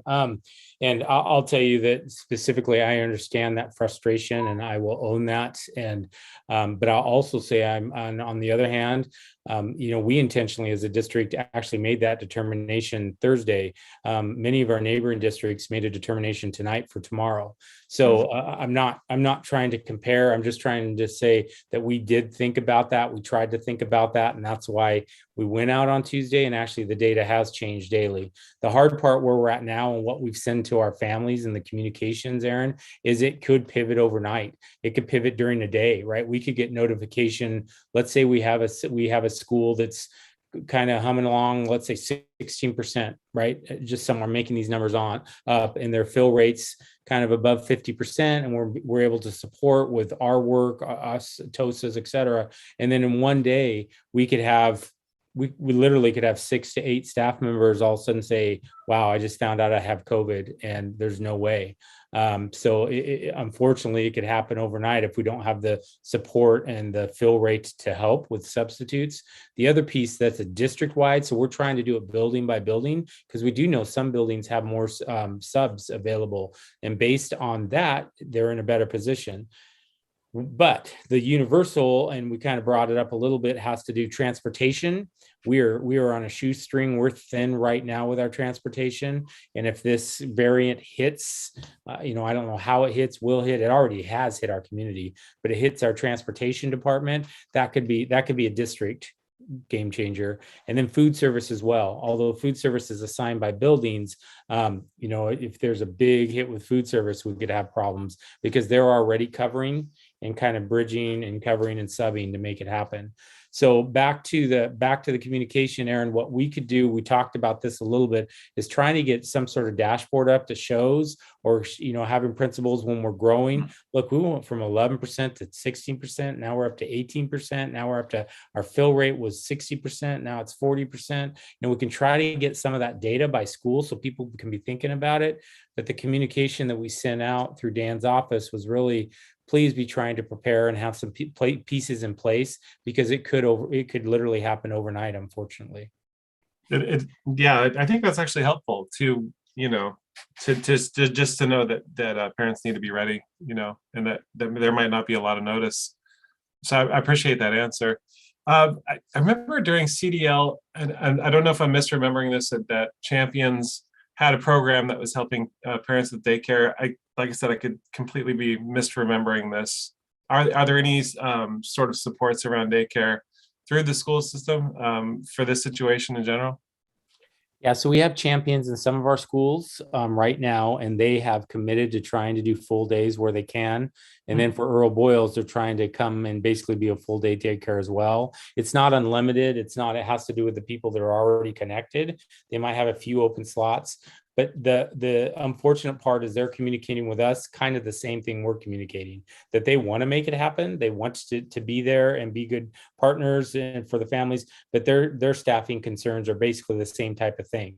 They're starting to lose staff as well. So at this point, that's the vision. Again, Mary's been connecting with them daily and trying to make sure that, hey, we want you in our buildings. We definitely want the support. And I know they want to do it.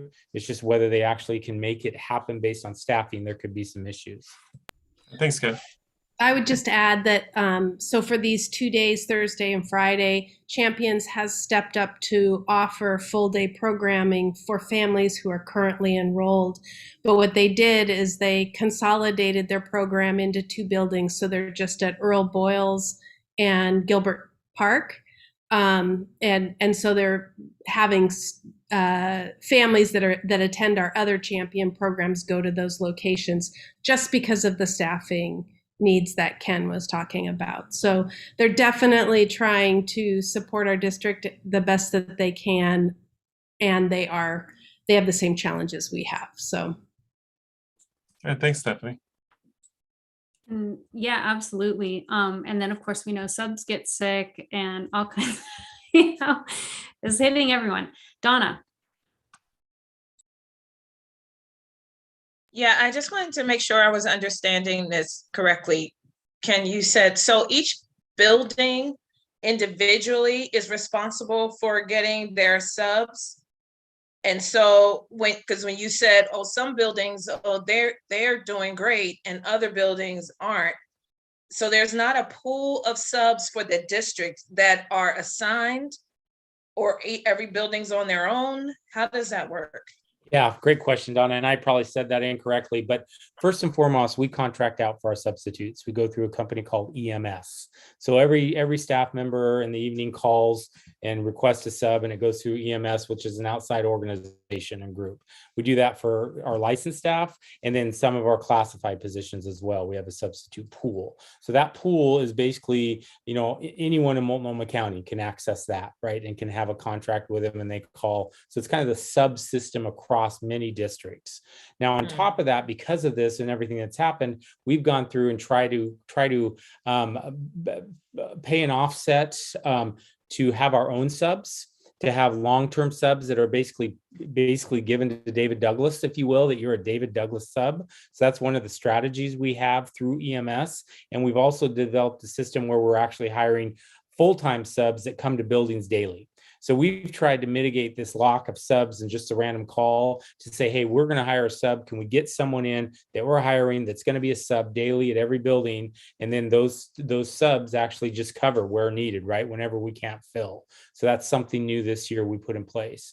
The second thing we put in place, Donna, is we put in place that TSPC basically made an allowance that we can allow classified. We don't need someone with a bachelor's degree to substitute anymore. We can allow our classified individuals, and many of them do have bachelor's degree, by the way. But with that said, we can allow our classified staff. It used to be you have to have a teaching license to sub. And then it changed to a bachelor. And now it's basically if you go through the process, you can become a sub. So we've developed a system at our buildings to identify IAs, to give them the support to get subs, but they sub in their own building. So some buildings have more IAs that are interested in that, and that fits and it works than others. So that's the part I said some buildings are a little better off based on that. Also, Tay's been working very hard with some of our student teaching placements. In the past, they have not liked student teachers subbing. And for years, we've said, wait a minute, think about paid internships, think about business in general. Why couldn't there be some flexibility? And Tay's been working very hard in conversations with our university partners that we are transitioning to get some of our student teachings, allowing them to sub on not every day, because they still need to be doing their practicum and learning, but there are times times. Well, why couldn't they? So all these structures we've been putting in place, basically all this year, we've been kind of building it. And like I said, some buildings have a little more numbers than others, to be quite honest. Did that explain? I'm sorry, I was confusing it, Donna. Yeah, that's fine. Thank you.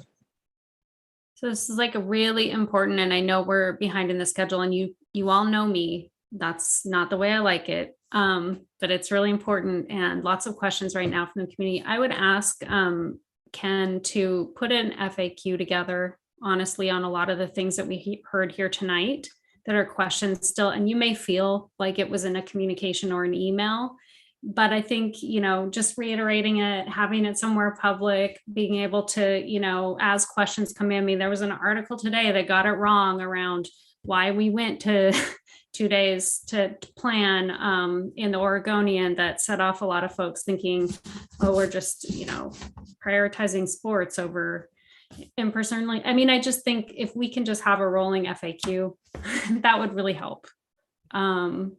And then I would hope that we can all direct additional questions that we have to the district to be able to add to that, because we really have to move on. And I know there's a million questions, but is that okay?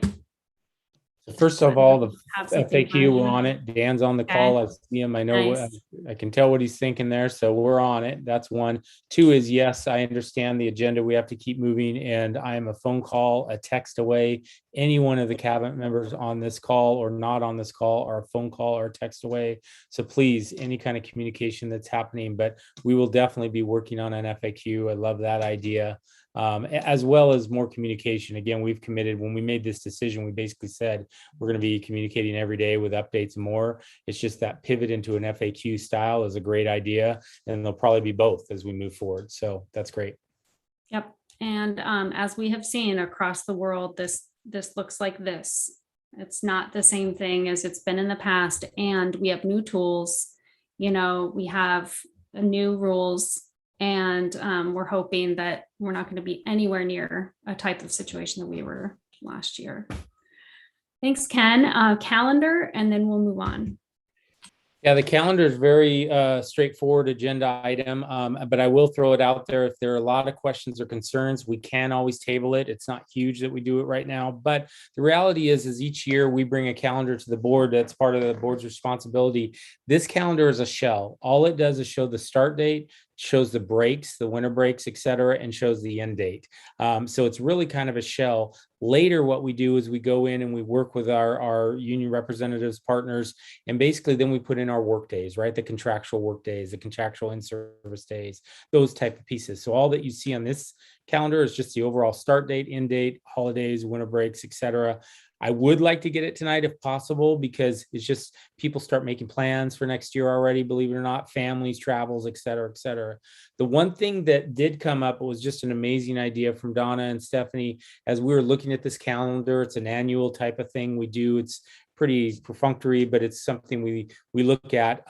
There are years sometimes where there's more decisions because we might, the way the winter break splits, there's sometimes we do staff votes and we present that to you, but this time it's pretty straightforward. But with that said, both Stephanie and Donna kind of recognized and pushed the district to think about, hey, we know we aren't going to have an official holiday, but there's a lot of other holidays that we could recognize and add value to and make sure that our community knows that we know, make sure our schools have a document in front of them.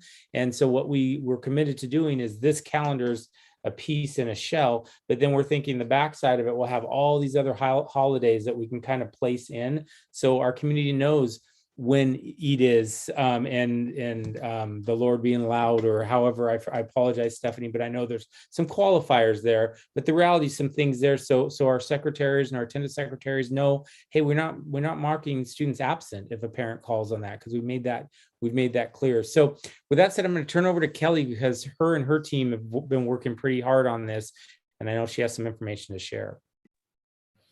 Yeah, so what we're doing right now is taking everything that we have on our family calendar that we usually advertise and acknowledge and celebrate. So it's the monthly celebrations, plus it's any, I guess, tradition or holiday that's on there, in addition to any federally recognized holiday. So we're kind of drafting a table, so to speak, to say what we already have. And then our team is making suggestions on what we should consider or what we should highlight so that we can indicate to make sure that when we are taking attendance, that an unexcused absence needs to be very thoughtful about that. So when we have that draft, we have a table. We're going to pass that on to the board via Lori, and then you guys can take a look at it. We can make more suggestions, and collectively together as a whole team, we can decide, with community input as well, what would work best for our community. Is there anything else that we're missing? So between the IDE, the family engagement specialists, and our multicultural building or cultural liaisons, we've come up with the first draft. And so then we're going to need more input. Donna, did you still have your hand up? No? Okay, Frida. Kelly, can you make sure, because we're working on the David Douglas calendar for next year with Dan's group, because that's ideal to put in there as well. So make sure it's all everywhere and stuff. Yep, definitely. Anyone want to move approval of the shell calendar? I'll move So we can do all approval. this. Okay, Frida moves approval. I second. Wah? Okay, I heard Wah first, so we'll go there for a second. I vote aye. Oh, any discussion? Okay. I vote aye. Donna? Aye. Frida? Aye. Gabriella? Aye. Wah? Aye. Aaron? Aye. I believe we lost Andrea, who had another meeting and was hoping to pop in later. So that you have your shell. Okay. Thank you. And I sorry about the late late in the night for our bond update, but it's time to hear about the bond. And I think we have outside presenters here who are going to shepherd that conversation, and also a community representative from the bond committee.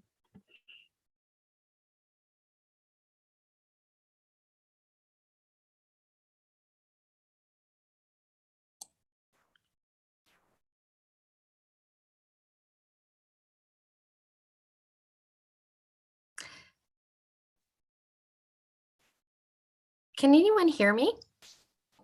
Ah, good. We got thank you, Karen. Thanks. For a second there, it was really quiet, and I thought, oh no, I lost audio as we came in as a panelist. So good evening, and thank you for having us here this evening to talk about the Bond Development Committee. So we're excited for all the work that has been done and to share that with you tonight. My name is Karen Montevino with the DLR Group. I am an architect and a principal and specialize in facility planning, and was privileged enough to work with you on the long range planning back at the end of 2019 and 2020. And with that, I'll let Amy introduce herself, and then Rebecca can introduce herself. My name is Amy Voss. I am also an architect at DLR Group. I'm a senior associate, and we have been working together with Karen and the district since the beginning of 2020 with your long range facility planning. So Rebecca? I'm Rebecca Fitzsimmons. I moved to this district 5 years ago, and we bought a home, and currently have a third grader at Earl Boyles. I've been participating first in the facility committee and then in the bond development committee. Excellent, thank you. And with that, if it's okay if I share my screen, I'll go through our presentation tonight. Everyone can see that, I believe. Yep. Okay, great. So this evening, we are going to try to give you a high level rather quickly, just to kind of talk about the process that the Bond Development Committee went through and the material that they looked at, and the possible options for facility improvement and why, and then what the committee is recommending to you this evening. So with that, first of all, I just want to go over really our job was to look at the long range facility plan and the work that had already been done and kind of analyze that, confirm it, and then say, what do we think really needs to happen in a possible May 2022 bond at some point. And through all of this, hopefully you will recognize some elements that really are designed to support your strategic plan for the district. So in all of these things, I think you'll find some things that was a focus and a guide for us as we created what we felt like were the necessary improvements. So first, I want to just say that I commend Rebecca and others that were on the committee for all of the time and work that they gave.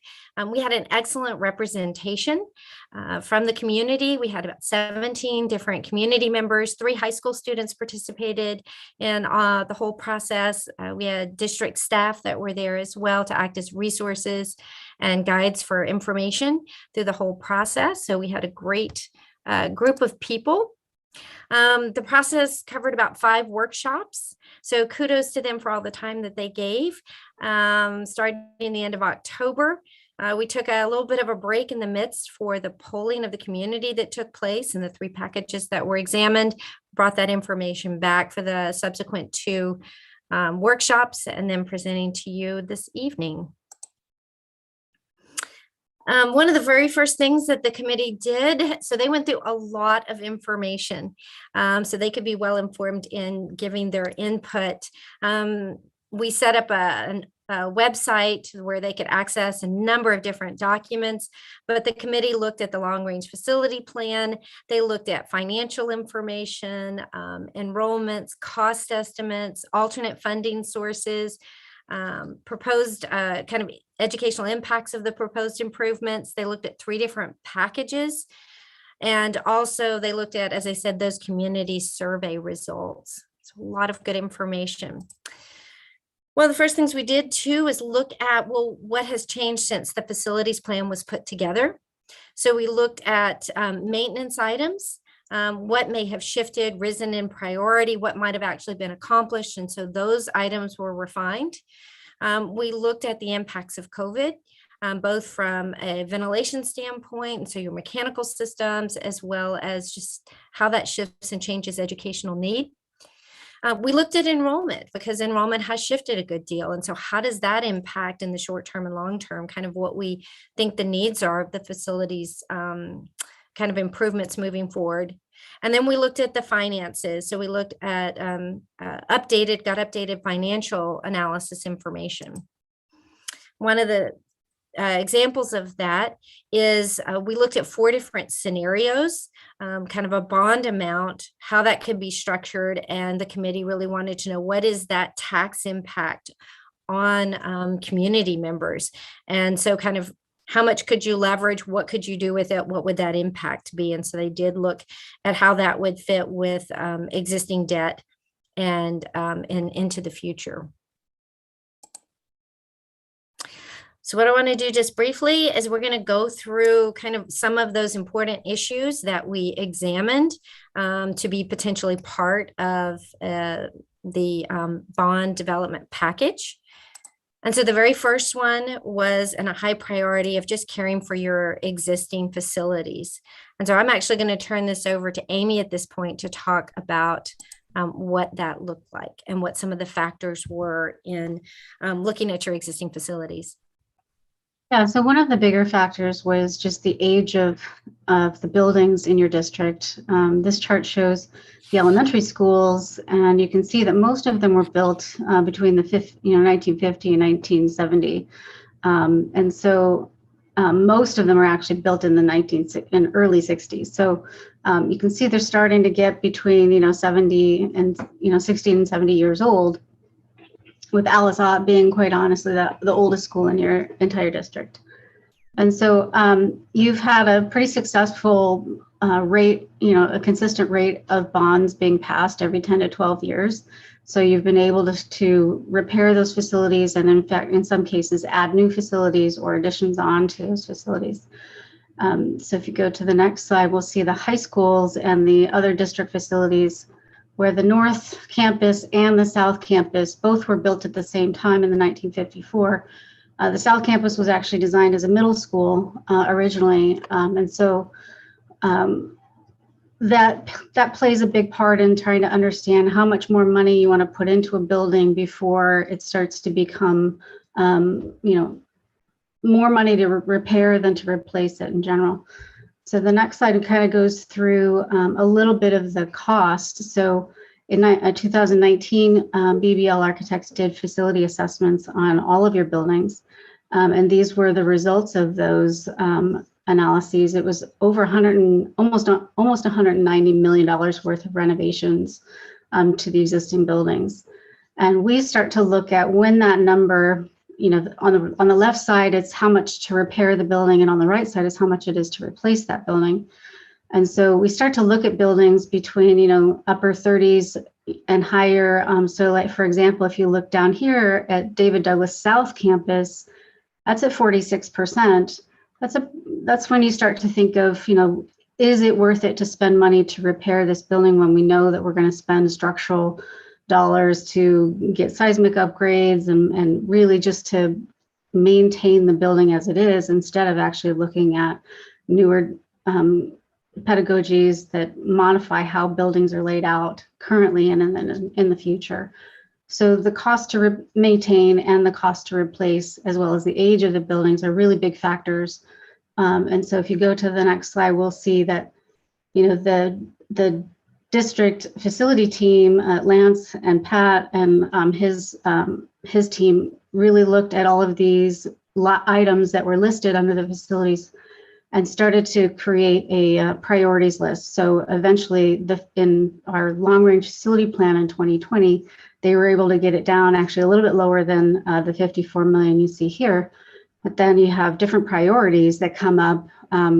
A lot more attention comes into play for, indoor air quality. Sometimes, roof failures happen because of different storms over the years. And so they reevaluated that list of priorities and this is the list that we see here.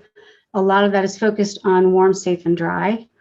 And then the next tier down from that is technology upgrades to work with current needs for, COVID response and just bringing the schools up to current technology.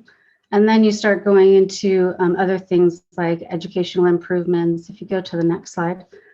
So all of these systems, some schools are in higher need than others in certain areas, but then fire alarm and intercom you'll see is kind of across the board. The district needs to increase that quality throughout the district. And then the educational improvements, those are things that are really within the building footprint, but just making some space that you can start changing the space. We're making room for preschool for all. We're making room for needed special education support spaces in the elementary schools. And then also like the theater, the PAC is looking for some upgrades to their systems as well. So that's sort of what capital improvements means for this plan. So these charts kind of go through how each school is being affected based on those different categories. So not every school is getting all of their roof replaced or windows repaired, but only those that are in the highest need. So that priority 1 tier level is what you see here. And so you can see that fire alarm and intercom system is kind of across the board. And then for the middle schools, high schools, and then the other locations, you can see, there's a higher need at the North Campus at the high school, but not as much money being spent on the South Campus because, as Karen will go into a little bit later, the partial replacement there. So that's sort of the approach that they took to identify and prioritize the facilities. Now, out of the 190 million, you were looking at 54 million. Where's the rest of it? Those are on the second tier or third tier. And so as you go through during construction, you might see, or if you sell bonds you get a premium, you might have some extra dollars that some of those second tier priorities can then move up to the first tier. So that's usually how it goes during the construction phase. Donna, I saw you had a question. The contract is based on 192 days. We then contract, is that for for me, or that's you, sorry. Ken, you're answering Donna's previous question. Is that what that is? Okay. Yeah, sorry, in the chat. Yes, those Yeah. latest chats was based on something earlier. Sorry. Okay. No, that's okay. Just wanted to make sure I wasn't missing someone's question. So Karen, want to take over for the educational improvements? Good job, Amy, though, trying to kind of make sure that we're covering people's questions if they have them. So the second area that we really wanted to focus in on was how can we best support our young learners? So some of the things we were talking about, improving existing spaces, and then also looking at creating space for preschool for our very young learners, and providing appropriate spaces for special education, and also for collaboration. So what kind of has resulted out of that is really starting to look at adding a new elementary school to the David Douglas School District. And some of the reasons, I'm going to hit just a couple of the highlights of what the committee felt like was very salient and important for that. The first is, as Amy's already pointed out, really the age of your schools from the early 50s to about 1961, when most of your elementary schools were built, they really are in their mid 60s. So they have served you well, but you will at this point probably, and then kind of the next cycle too, start to look at replacing those elementary schools. So one of the things this does is this gets you that first kind of school on the replacement cycle. The other thing too is really there are 4 elementary schools currently that have preschool. So one of the things we wanted to do is look at expanding that program to all of the elementary schools at the other 5. And we did look at those sites to see if we could add classrooms to them to accommodate. And really that was oftentimes not feasible. Also, there's expensive site costs that go with it, touching 9 different sites or 5 different sites, as opposed to looking at a new facility. So those were just a few of the reasons why we really felt that a new elementary school was the right fit. Now, we do know that one of the things that is of concern is the enrollment. So we did look at the enrollment changes, both historically over the past several years, and then the projections. So the first thing hopefully this will kind of help to explain it. But what I want to show is kind of this blue line here, this dashed line at the top, really kind of shows what your current capacity is in your schools right now. And that even includes like if you were to use your computer labs for classrooms, keep your portables, all of that. So using every space, you really have about 4,100 student capacity. With what we're recommending for potentially for improvements and plans. So preschool in every elementary school, and then conversion of a classroom for support spaces for special education, and for getting students out of the 4 portable classrooms that currently you have.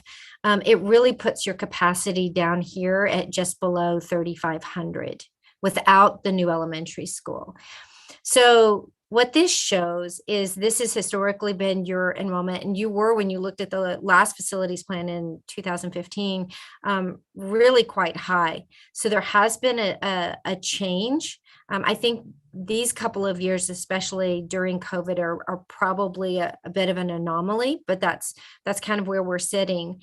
And then projecting moving forward, the green was the original PSU projection. And then just on a small percentage basis of even just looking at what you could likely will increase, you're still falling above that red line. So everything above that red line really are students that are what we call unhoused. So you have more students than you have classroom space. And the turquoise color really is kind of with preschool as well. So it's just a quick graphic to kind of show that we looked at this and really felt, even though you've had some changes in enrollment, you still have a very definitive need for more space. The third area we looked at was preparing students, secondary students, for their future.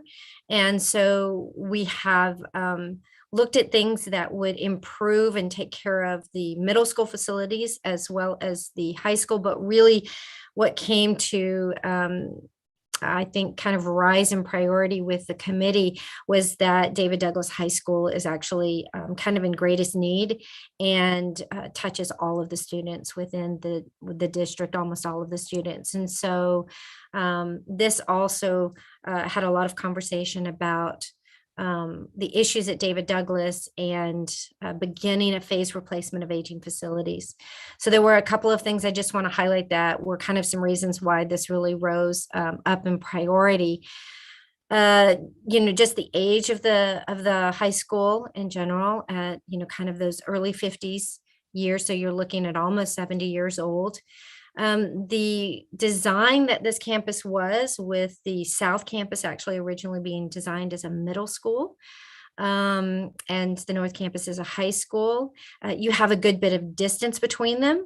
Most of the facilities are all one story, and so they are more spread out. You have duplicate facilities, to cafeterias, to, kind of all of these different spaces. And the distance between them is a little over half a mile. If you've got to walk from, say, the science classrooms in the north end down to the far end of the south part of the campus. So it takes a lot of time. It's a lot of ground for staff to also supervise and try to keep secure. So there were a number of reasons that this continued to rise up. This was some of the work that was done originally in the facilities planning phase, was kind of looking at, well, what would a full replacement look like?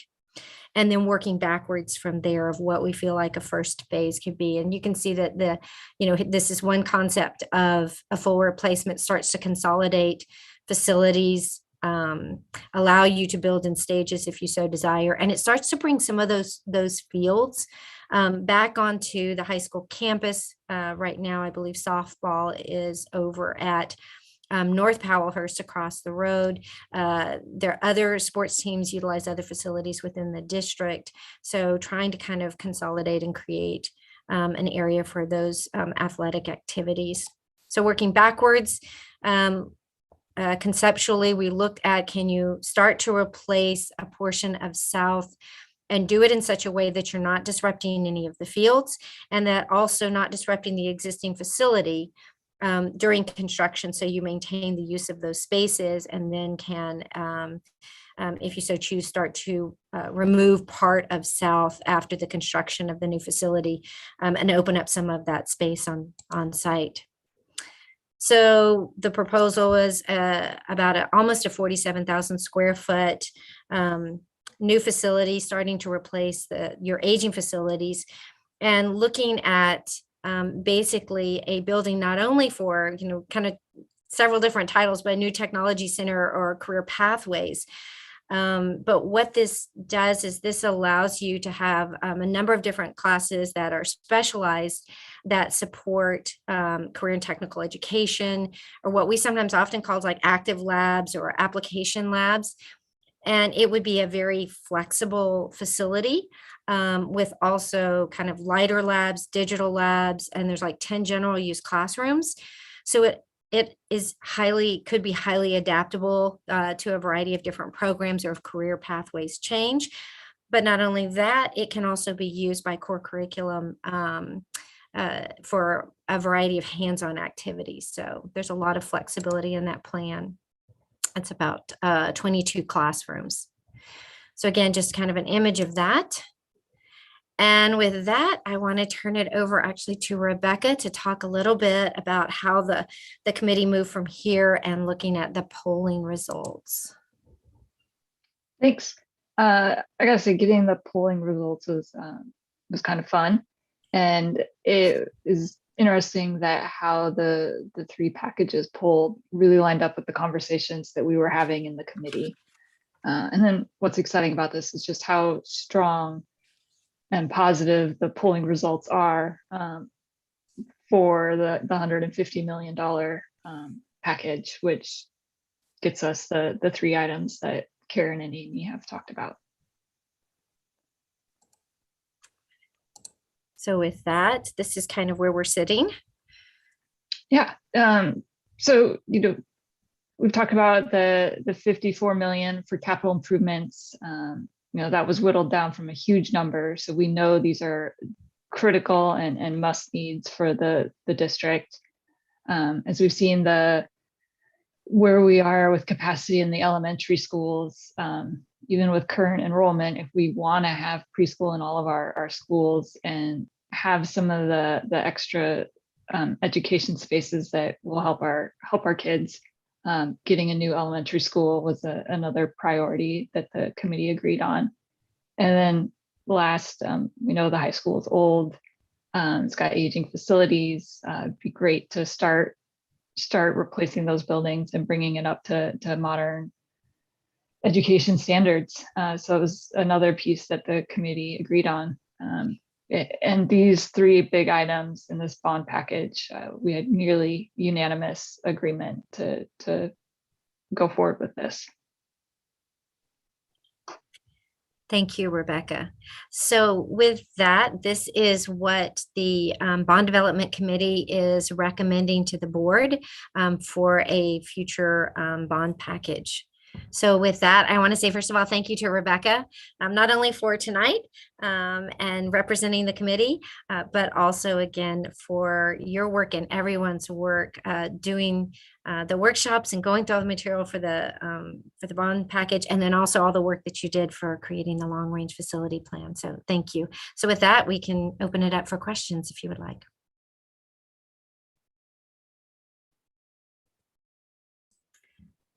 I'm wondering if any of the board members have questions. It's sort of hard for me to see everyone.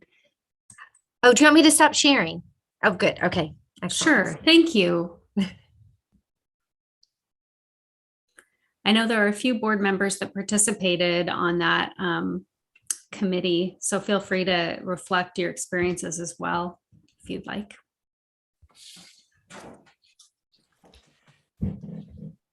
I'm wondering what the catchment area for the new elementary school is going to be. Oh, excellent question, Erin. So I don't have the graphic up at the moment, but it is in the northwest corner of the district. It is the old Elk site. And we did look at that also, and we didn't show you all the data and could provide that for you if you would like when you're diving in deeper in 2 weeks. But we did look at kind of the area as economically impacted. So this is an area with higher need. So this would serve a population that we felt like was really kind of in keeping with the district's desire to serve all students. So it is in that upper kind of northwest corner of the district. Erin, it's Cherry Park right now. Although when we have a new elementary school, there'll be boundary shifts that ripple across the district. So the catchment areas will change. But right now that is Cherry Park. Okay. Also, I noticed with building number 7, the proposed building at the high school, seemed to have, it was beautiful. The layout that you put together and the pictures that you had on the presentation. But that's kind of an oddball question. That giant, beautiful open space, does that reduce like the amount of students will be able to teach in that building, or is that kind of like a beautiful architectural feature versus a functional feature, or does that kind of have different levels of utility that I'm not seeing? That's an excellent question. So that the one image that showed kind of the automotive section in the back, it does have that particular building does have a higher degree of common space. So it's used as dining, pull-out, small group, independent work. So it does serve a multitude of functions. It's actually called Cherry Creek Innovation Campus outside of Denver. Which actually is one of our facilities, which is just based on CTE. It's a CTE school. We were trying to get as absolutely as efficient as we could be with the square footage that we were looking at for what this new facility would be. And most of the square footage is pushed into the classrooms. So there would be a common area that you can multi-use. and classes can spill out too. But it may not be quite that large. I want to say we have about 3,000 square feet for that building allocated for commons. I have another kind of more basic question. I was at Ventura Park Elementary with my kids a while back. As the sun went down, it was just, you couldn't see a thing because there's not one single light behind the school. But when I noticed on the list, you didn't have anything slated as lighting improvements for Ventura Park Elementary, even though I've noticed that there's like this kind of, to me at least, a glaring need for some nicer lighting back there. I was wondering why that was an omission, just out of curiosity. Amy, do you want to jump in? I'm seeing you move. I know you wanted to say something. Some of those lighting isn't necessarily, or at least outside lighting was all lumped under security features instead of lighting upgrades. So in some schools, you'll see there's some need for outside lighting that they deem as a security feature instead. And so in glaring is nice. Yes, so that's why it's probably under a different category for site lighting. Thanks, Amy. I appreciate that. It also, Aaron, just a reminder, and I don't know specifically off the top of my head which school what, but just to be clear for our community, and Rebecca said it so clearly and well that, you know, the bond level and what it is, including a new school, there is a lot of deferred maintenance and upgrades, but that's just a fraction of the overall list, right? There's a master list, and the committee worked very hard to kind of pare it down into a reasonable package. So unfortunately, there's more deferred maintenance that's listed than is needed. So what we're asking for versus what we need don't line up. Yeah. And there's a lot of items that Lance and his team have decided to take on themselves as well. Yeah, and there's something too, Aaron, is we talked about it in the bond committee, Patton, is options out there that may be grants or whatever that we could apply for that would help expand the amount of those maintenance items we could do over time. And hopefully pricing doesn't escalate as fast as it is now, so that maybe we'll end up like last time and have extra money to spend. So, but we're looking at grants, you know, energy efficiency type grants and things like that that might help us. Thank you. Also, Rebecca, I really want to say I appreciate your being on this committee. I know it's a lot of work, and you're putting a lot of passion and time into it. And thank you so much. And to all the people who are putting their time and energy into to doing this work. I really appreciate it. Agree with that. Anyone else? Well, I just want to comment because I'm in multiple groups, and participation has been falling with COVID. And it was so nice to see so many community members and parents participate in this, and they were the predominant group, when in other places it's struggling to keep participation up. So it was really nice to see that we had interested parties in our district to be involved in this. Including students. It was good to see some students there. And Aaron, you're not alone in sort of those security upgrades being widely and deeply felt. That's one thing that I remember from the polling, was the safety upgrades were the highest among all groups, parents and community members. So other questions? I have a question. Yeah, wow. For the design of the building, I was referring back to Aaron's comment about the functionality versus aesthetic architecture design. I'm just coming off of my experience because I work in PPS and I've been working the building at Kellogg, and it's a beautiful building, but I think the result from that building was that the people designing the building didn't have the input of people who run the building day to day. So meaning that, like, functionality wise, there was a lot of safety issues. So in terms of the design of building, especially around the common areas in David Douglas, like how much could you have an input from people who run those buildings day to day and students in terms of functionality? For example, at Kellogg, it's 3 stories long, but the open stairs, people were dropping like Chromebooks and different things on top of the stairs, and it caused safety issues.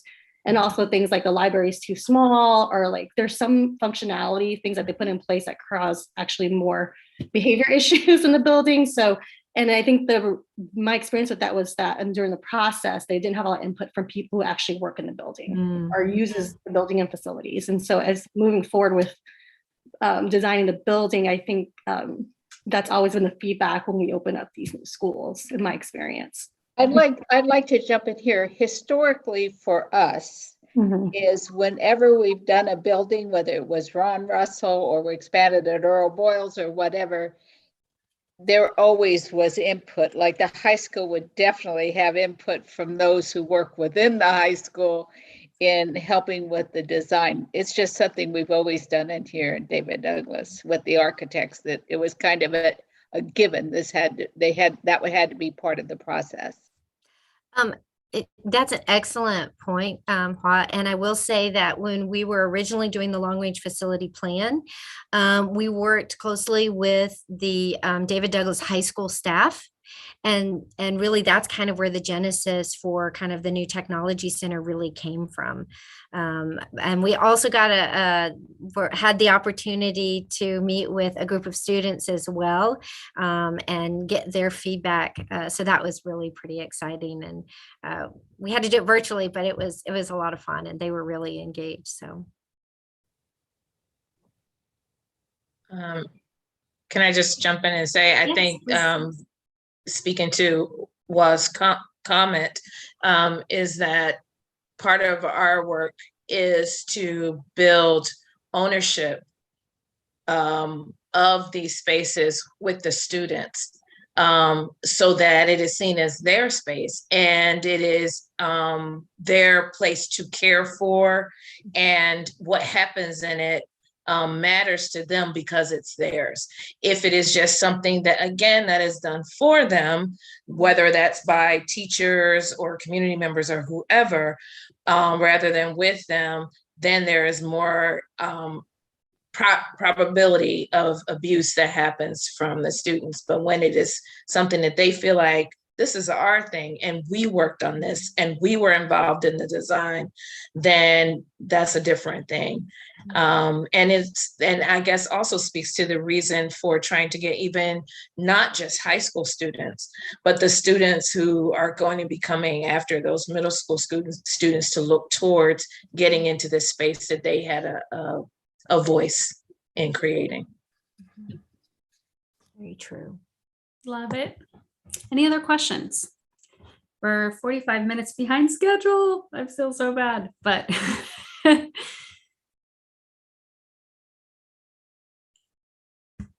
no? Well, I'm really excited about digging into this more at our board workshop at the end of the month. And again, thank you so much for all your work, especially Rebecca, all your volunteer time. We hope that you'll engage in the next phase, or at least spread the word that it wasn't so bad. It was pretty fun. So we can continue involving folks in our community in this process. Thanks. Thank you. Go. Okay, the next thing on our agenda is our policy committee. We're going to talk about board policy. We have a section of these policies, which is policy ACB first, which is a first reading. And there is an action item as well. So love to hear about the All Students Belong policy ACB from our policy committee, or Ken. Well, the policy committee, I think, can definitely give input. If you don't mind, Aaron, I'll just click you. The reason it's a first reading, and I tried to give a board an update earlier on this change came out of the legislature and we received it in the new year. They really wanted it. We just received it late. So technically we should already have this adopted. There's no fines, there's no penalties, but there is a suggested date. So that's why when we got it, I shared with the entire board my ask around a consideration that we consider action after a first reading. Now, if we can't do that again, it's fine. I just wanted to let you know that, again, the recommendation was we have this in place and that we get it in place as soon as possible. With that said, I do know the policy committee did look at it, and I don't know if they have any input, but I just wanted to explain the reasoning for the possibility of an action on a first reading. Yeah, we did look at it. I had some questions around it that we asked the OSBA. They really limited the language that connects what is a hate symbol to like 3 very specific categories, but and kind of really narrowed the scope. But that was in they did that because of new legislation that came out, and they had to follow kind of the letter of the law that way. So Juan and I looked at it, and we are, accept the changes that have been made and Ken's suggestions, and we're ready to pass it tonight. Okay, well, would someone like to, I don't know if I'm allowed to move it to an action item myself. Do we have to vote on that? Well, heck, I move that we take the first reading and actually make this agenda item an action item and vote tonight. Would anyone like to second that motion? I'll second it. Frida seconds. So again, this is a vote on moving it from first reading to an action item, and then we'll vote on that. Donna Barber. She has a question, but we can't hear you.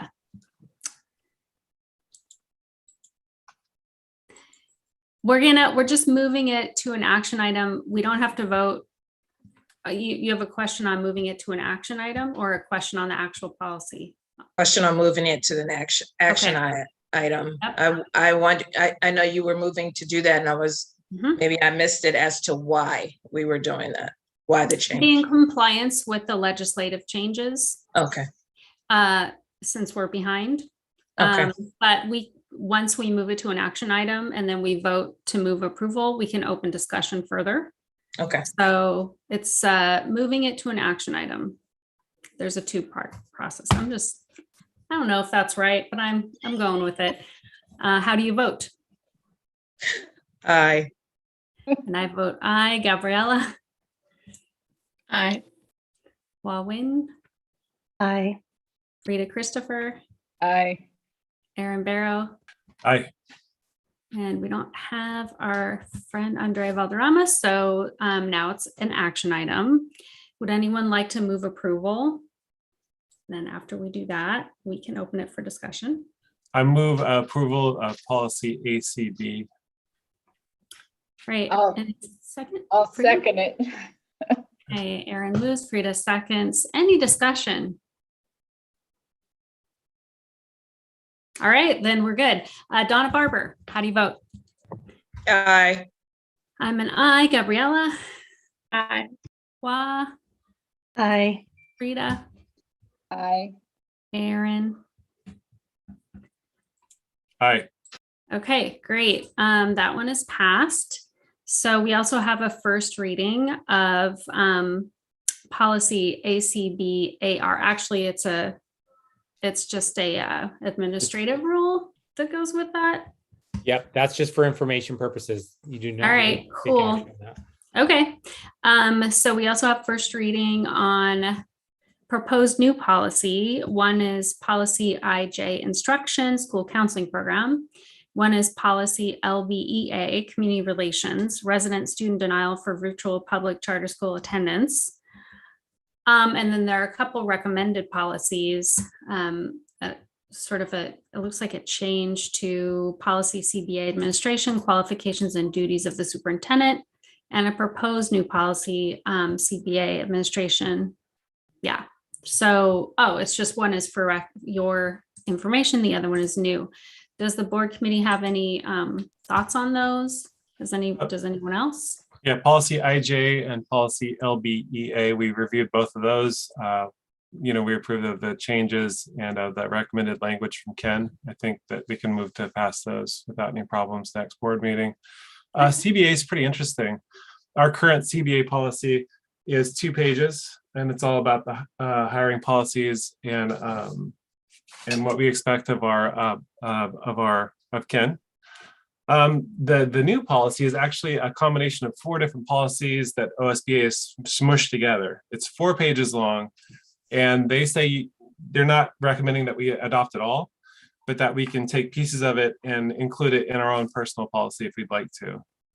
There's so much there that I didn't feel comfortable actually making those changes myself. I don't think I have a deep enough understanding of our hiring policies, and I think it'd change a lot of our review, the way we do reviews and things too. So I'd like to propose that we put together a meeting specifically with a couple board members who are really good with that sort, have a lot of background in this area, and go over this policy and the new policy together and see if we can't find a way to make them kind of mash a little bit better. Any other comments from anyone else? I would say to let administration take a whack. Yeah, sounds good. Because I looked at that. Ken like gets to you, and decide it how was a Ken lot. gets. That's our job. Yeah, I intentionally did not on that one, Aaron. So on the other ones, typically policies come with different brackets, and I'll highlight whether I think yes, and that's when Aaron said my recommendation. I never draft language. I just pick, they're telling you pick this or this. But in this case, it was all about technically me. So I thought, you know what, I probably need to hand this off. I'd be happy to answer questions, but at least the first time I wanted to say, hey, this is probably not for me to decide, but. Right. Well, by the next meeting, everyone will have read it and have thoughts around it. And, if this is something you want to dig into, we also have the opportunity for upcoming board workshops and, those kinds of things. If you want to talk about the superintendent as part of this, our role is to hire and fire the guy and say if he's doing well or needs to improve. So it's certainly something that's in our wheelhouse that we should maybe think about spending some time on. I agree. I think it'd be a great topic for a workshop. Okay, I do have just some clarification questions on the other 2 policies. In school counseling, did I read that right? That they're requiring all schools to have counselors?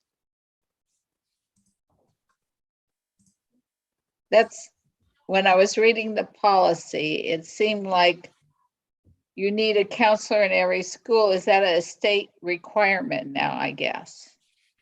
Really solid question. I just read it and assumed that was a state requirement. Well, only because it says a counseling program. It doesn't say an actual comprehensive counseling program, which is part of the Division 22 standards.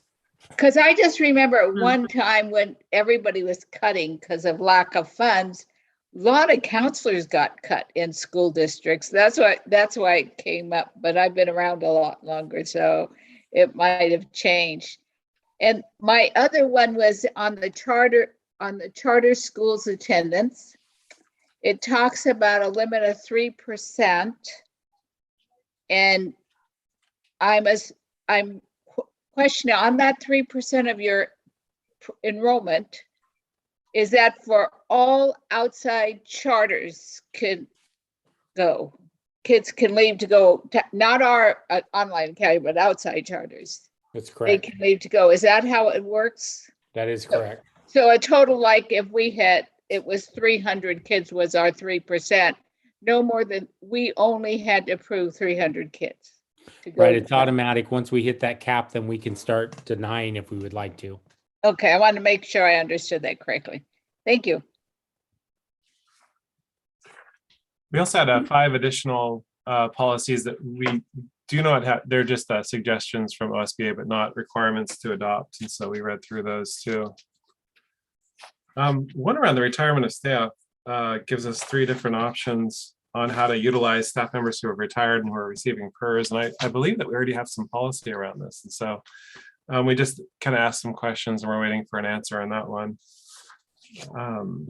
Graduation exercises seemed to fit what we were already doing. And, Juan, I talked about just adopting that one. Flag displays and salutes. We had some issues with this policy and decided that we're going to recommend that we don't adopt this one.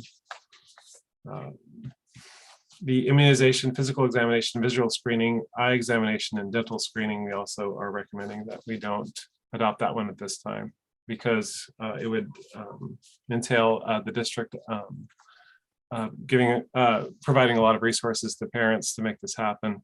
And we're kind of stretched thin as it is with the current pandemic and what's going on with Omicron. So we decided not to, or to recommend not adopting that one. There's one more. The Child Development Specialist Program goes along with the school counseling program policy, and it just talks about specifically hiring a child development counselor. And I'm not sure if that's something we already do. And if it doesn't, I don't know if you have the budget for it. And so that's just the question that we asked and we're waiting for an answer. Great. Any other discussion at this time on first reading? All right, moving on. Opening document. Oh my gosh. Liaison reports and committee reports, and I received no one, but I only asked today. So is there anyone who has an additional liaison report or committee report? No one said so ahead of time. Pat, you are last up. Financial report. Is Pat still there? Oh, I don't, yeah. She's there. So in your financial report, we're going to go over primarily the general fund because we had 2 data points that come in December. We have the small area income poverty estimator, a little bit of a mouthful there, but we call SAPI. That is a federal data point. It comes from different items that the federal government collects, things like SNAP and TANF benefits. And so this is always a year behind. So the December data that they publish is actually for December of the prior year. It always gets applied into the current year. So I wanted to share with you what's been going on, and we've been talking a while now about things declining, and we've talked about our poverty numbers declining.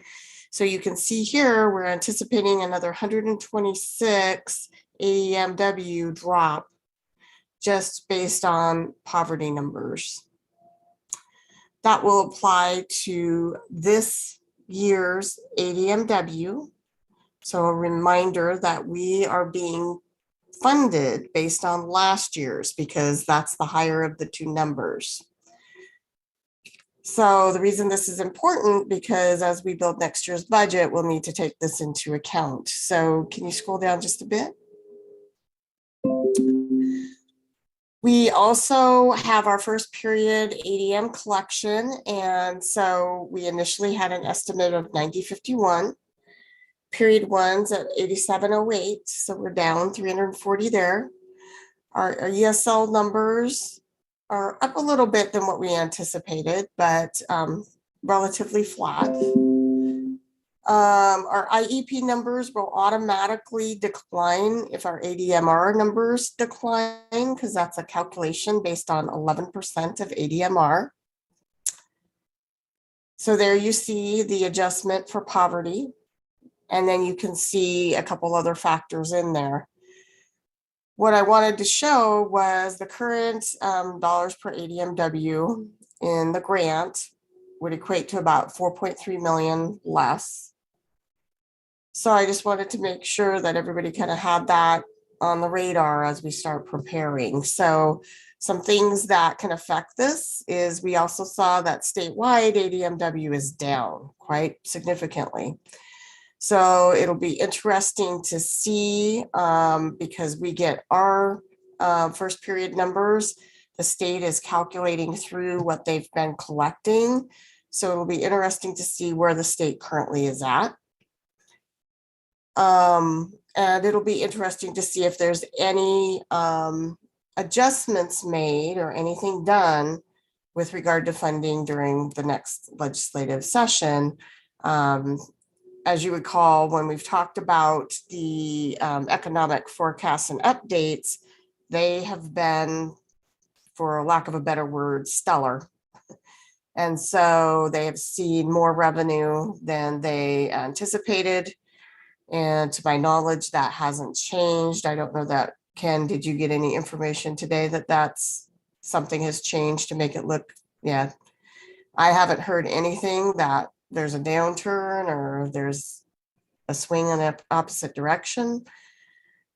So it'll be interesting to see what happens there. Our projected ending fund balance is a little bit lower at 19.4 million. It decreased slightly. We did do our insurance pool calculations. Each of our bargaining units has an insurance pool. And so the sad thing to say is that we have a lot of vacancies, which provided basically for everybody to get 100% in their insurance, which is a good thing. So it did cost a little bit more than what I had in the projection. So I do anticipate these numbers to increase as they usually do as we start closing the year, which I'm already a little shocked to say that we're halfway through. So if you have any questions on general fund in particular. Aaron? I'm just curious with the drop in the poverty rates. I wonder if that's connected to all the money that's been flowing into the states and into parents' pockets through the COVID relief funds, like the child tax credit and the like. I wonder if that has something to do with the entire state moving in that direction. Well, our poverty numbers have been declining, and we're seeing fewer and fewer folks applying for benefits. And so, you know, a while back, I think we attributed that some of that to the change in administration 4 years ago and seeing, you know, the Republican administration. But I think it just has to deal with, you know, the where demographics are going, gentrification, and all the different impacts that are kind of creating this perfect storm in the, you know, in our enrollment. But Pat, I have a similar question because the SAPE number, SAPE, is that what he calls it? SAPE number is down, but yet isn't that what they use so we qualified for 100% of free lunches throughout the district, which seems to me it should indicate that ours was up, not down. It's not quite, no, but and I could bring some more information on that. It is confusing, to say the least. And it depends on when we actually, the time period of when the data is collected and which data is being used for the community eligibility program. That's what you're referring to for our food service. And so, and then that actually can be renewed year to year. I think it's a 3-year program, but I'll get that information for you. Oh, okay. It just seemed like they were contrary because I thought that was one of the numbers they used to figure that community eligibility. Yeah.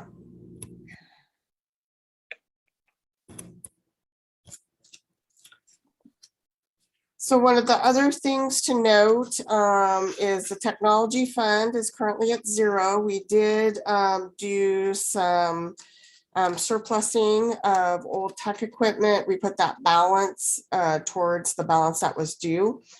We are still working with E-rate on the claim for the project that was done a year ago.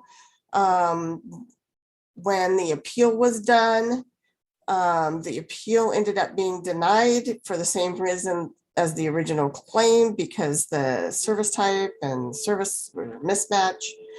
So it's really a typographical error, and we were told we should have done a substitution request modification. So now we're going through that process. We think we'll get paid.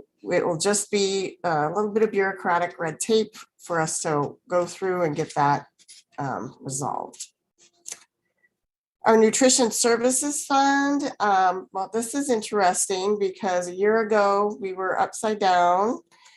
We've cleared that balance in part with our ESSER funding. There was some pandemic funding, but it was pretty I would say in comparison to the debt, pretty minimal. It was about 450,000 that came in this fall.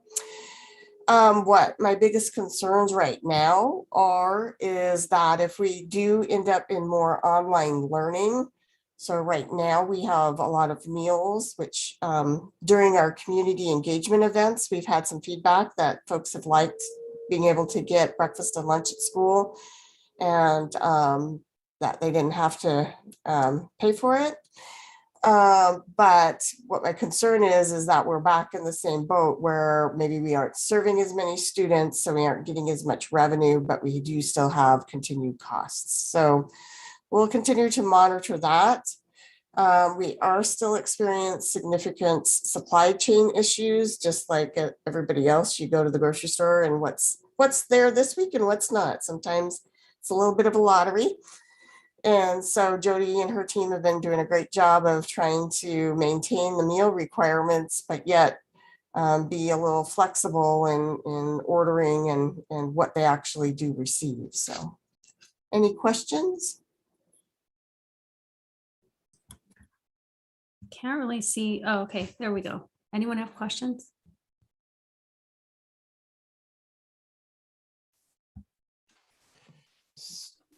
Stephanie, not seeing any questions, just real quick before probably in a place to wrap up here, adjourn. Wanted to, and it was on my list to bring up during our board conversation, but bond conversation, but I lost track, so I apologize. I wanted to share with the board that within our bond, we just had the presentation from the committee, the update, trying to get everyone on the same page of the direction we're heading. This next Thursday, or the Thursday after next, we have a bond workshop.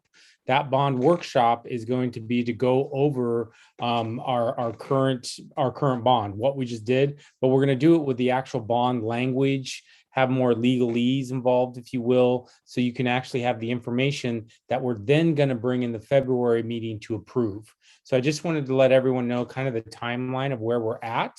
But with that said, to the chair and Donna and the entire board, one thing we were going to ask next week is, rather than it just being a bond workshop, that we turn it into a bond meeting. But there will, not bond, excuse me, geez, it's late, I'm sorry, board meeting. So instead of a board workshop on bond, we're going to ask that we do a board meeting. There'll be one item, and that one item will be our audit.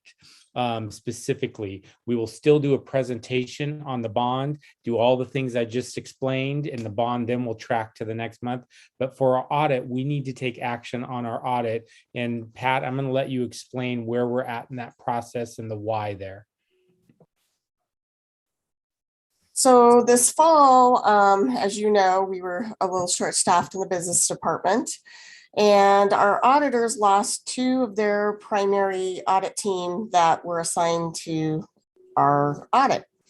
So we were running a little behind. We thought we were going to make it to today's meeting, but our auditors simply are not finished. So we have been asking and we've been pushing them, and they did say that they could feasibly make it on the 27th.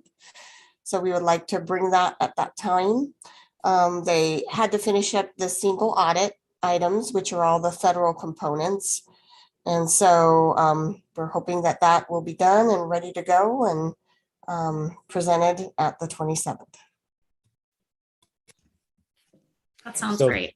So I just wanted the entire team to know that that's going to be a request of ours. Nothing else changes. It's just the way we post it, because it will be an actual board meeting. So thank you. Great. All right. Well, it's been a long night. It's 9:50. Yeah. Could I give one quick update? Because I know you guys were interested before on the Safe Rest Village that they're planning for 122nd Burnside.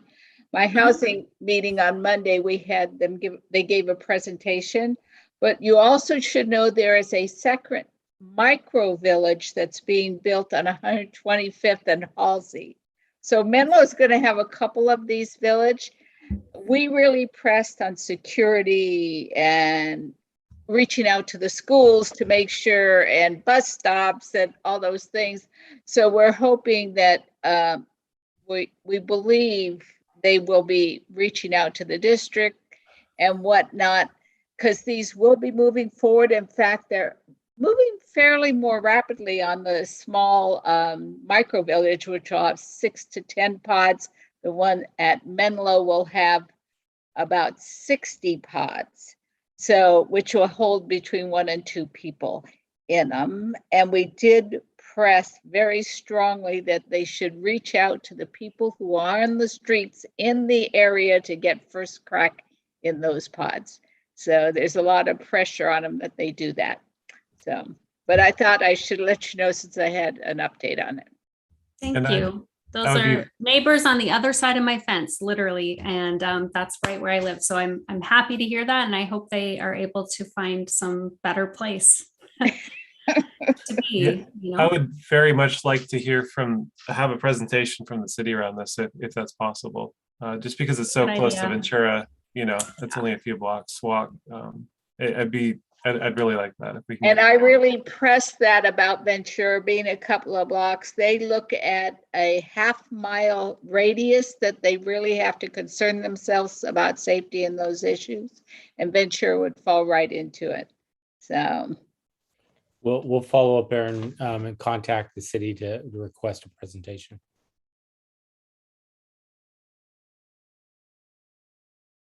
Okay, adjourned. Have a good night, everybody. Good night. Thanks, Stephanie. Bye, everyone.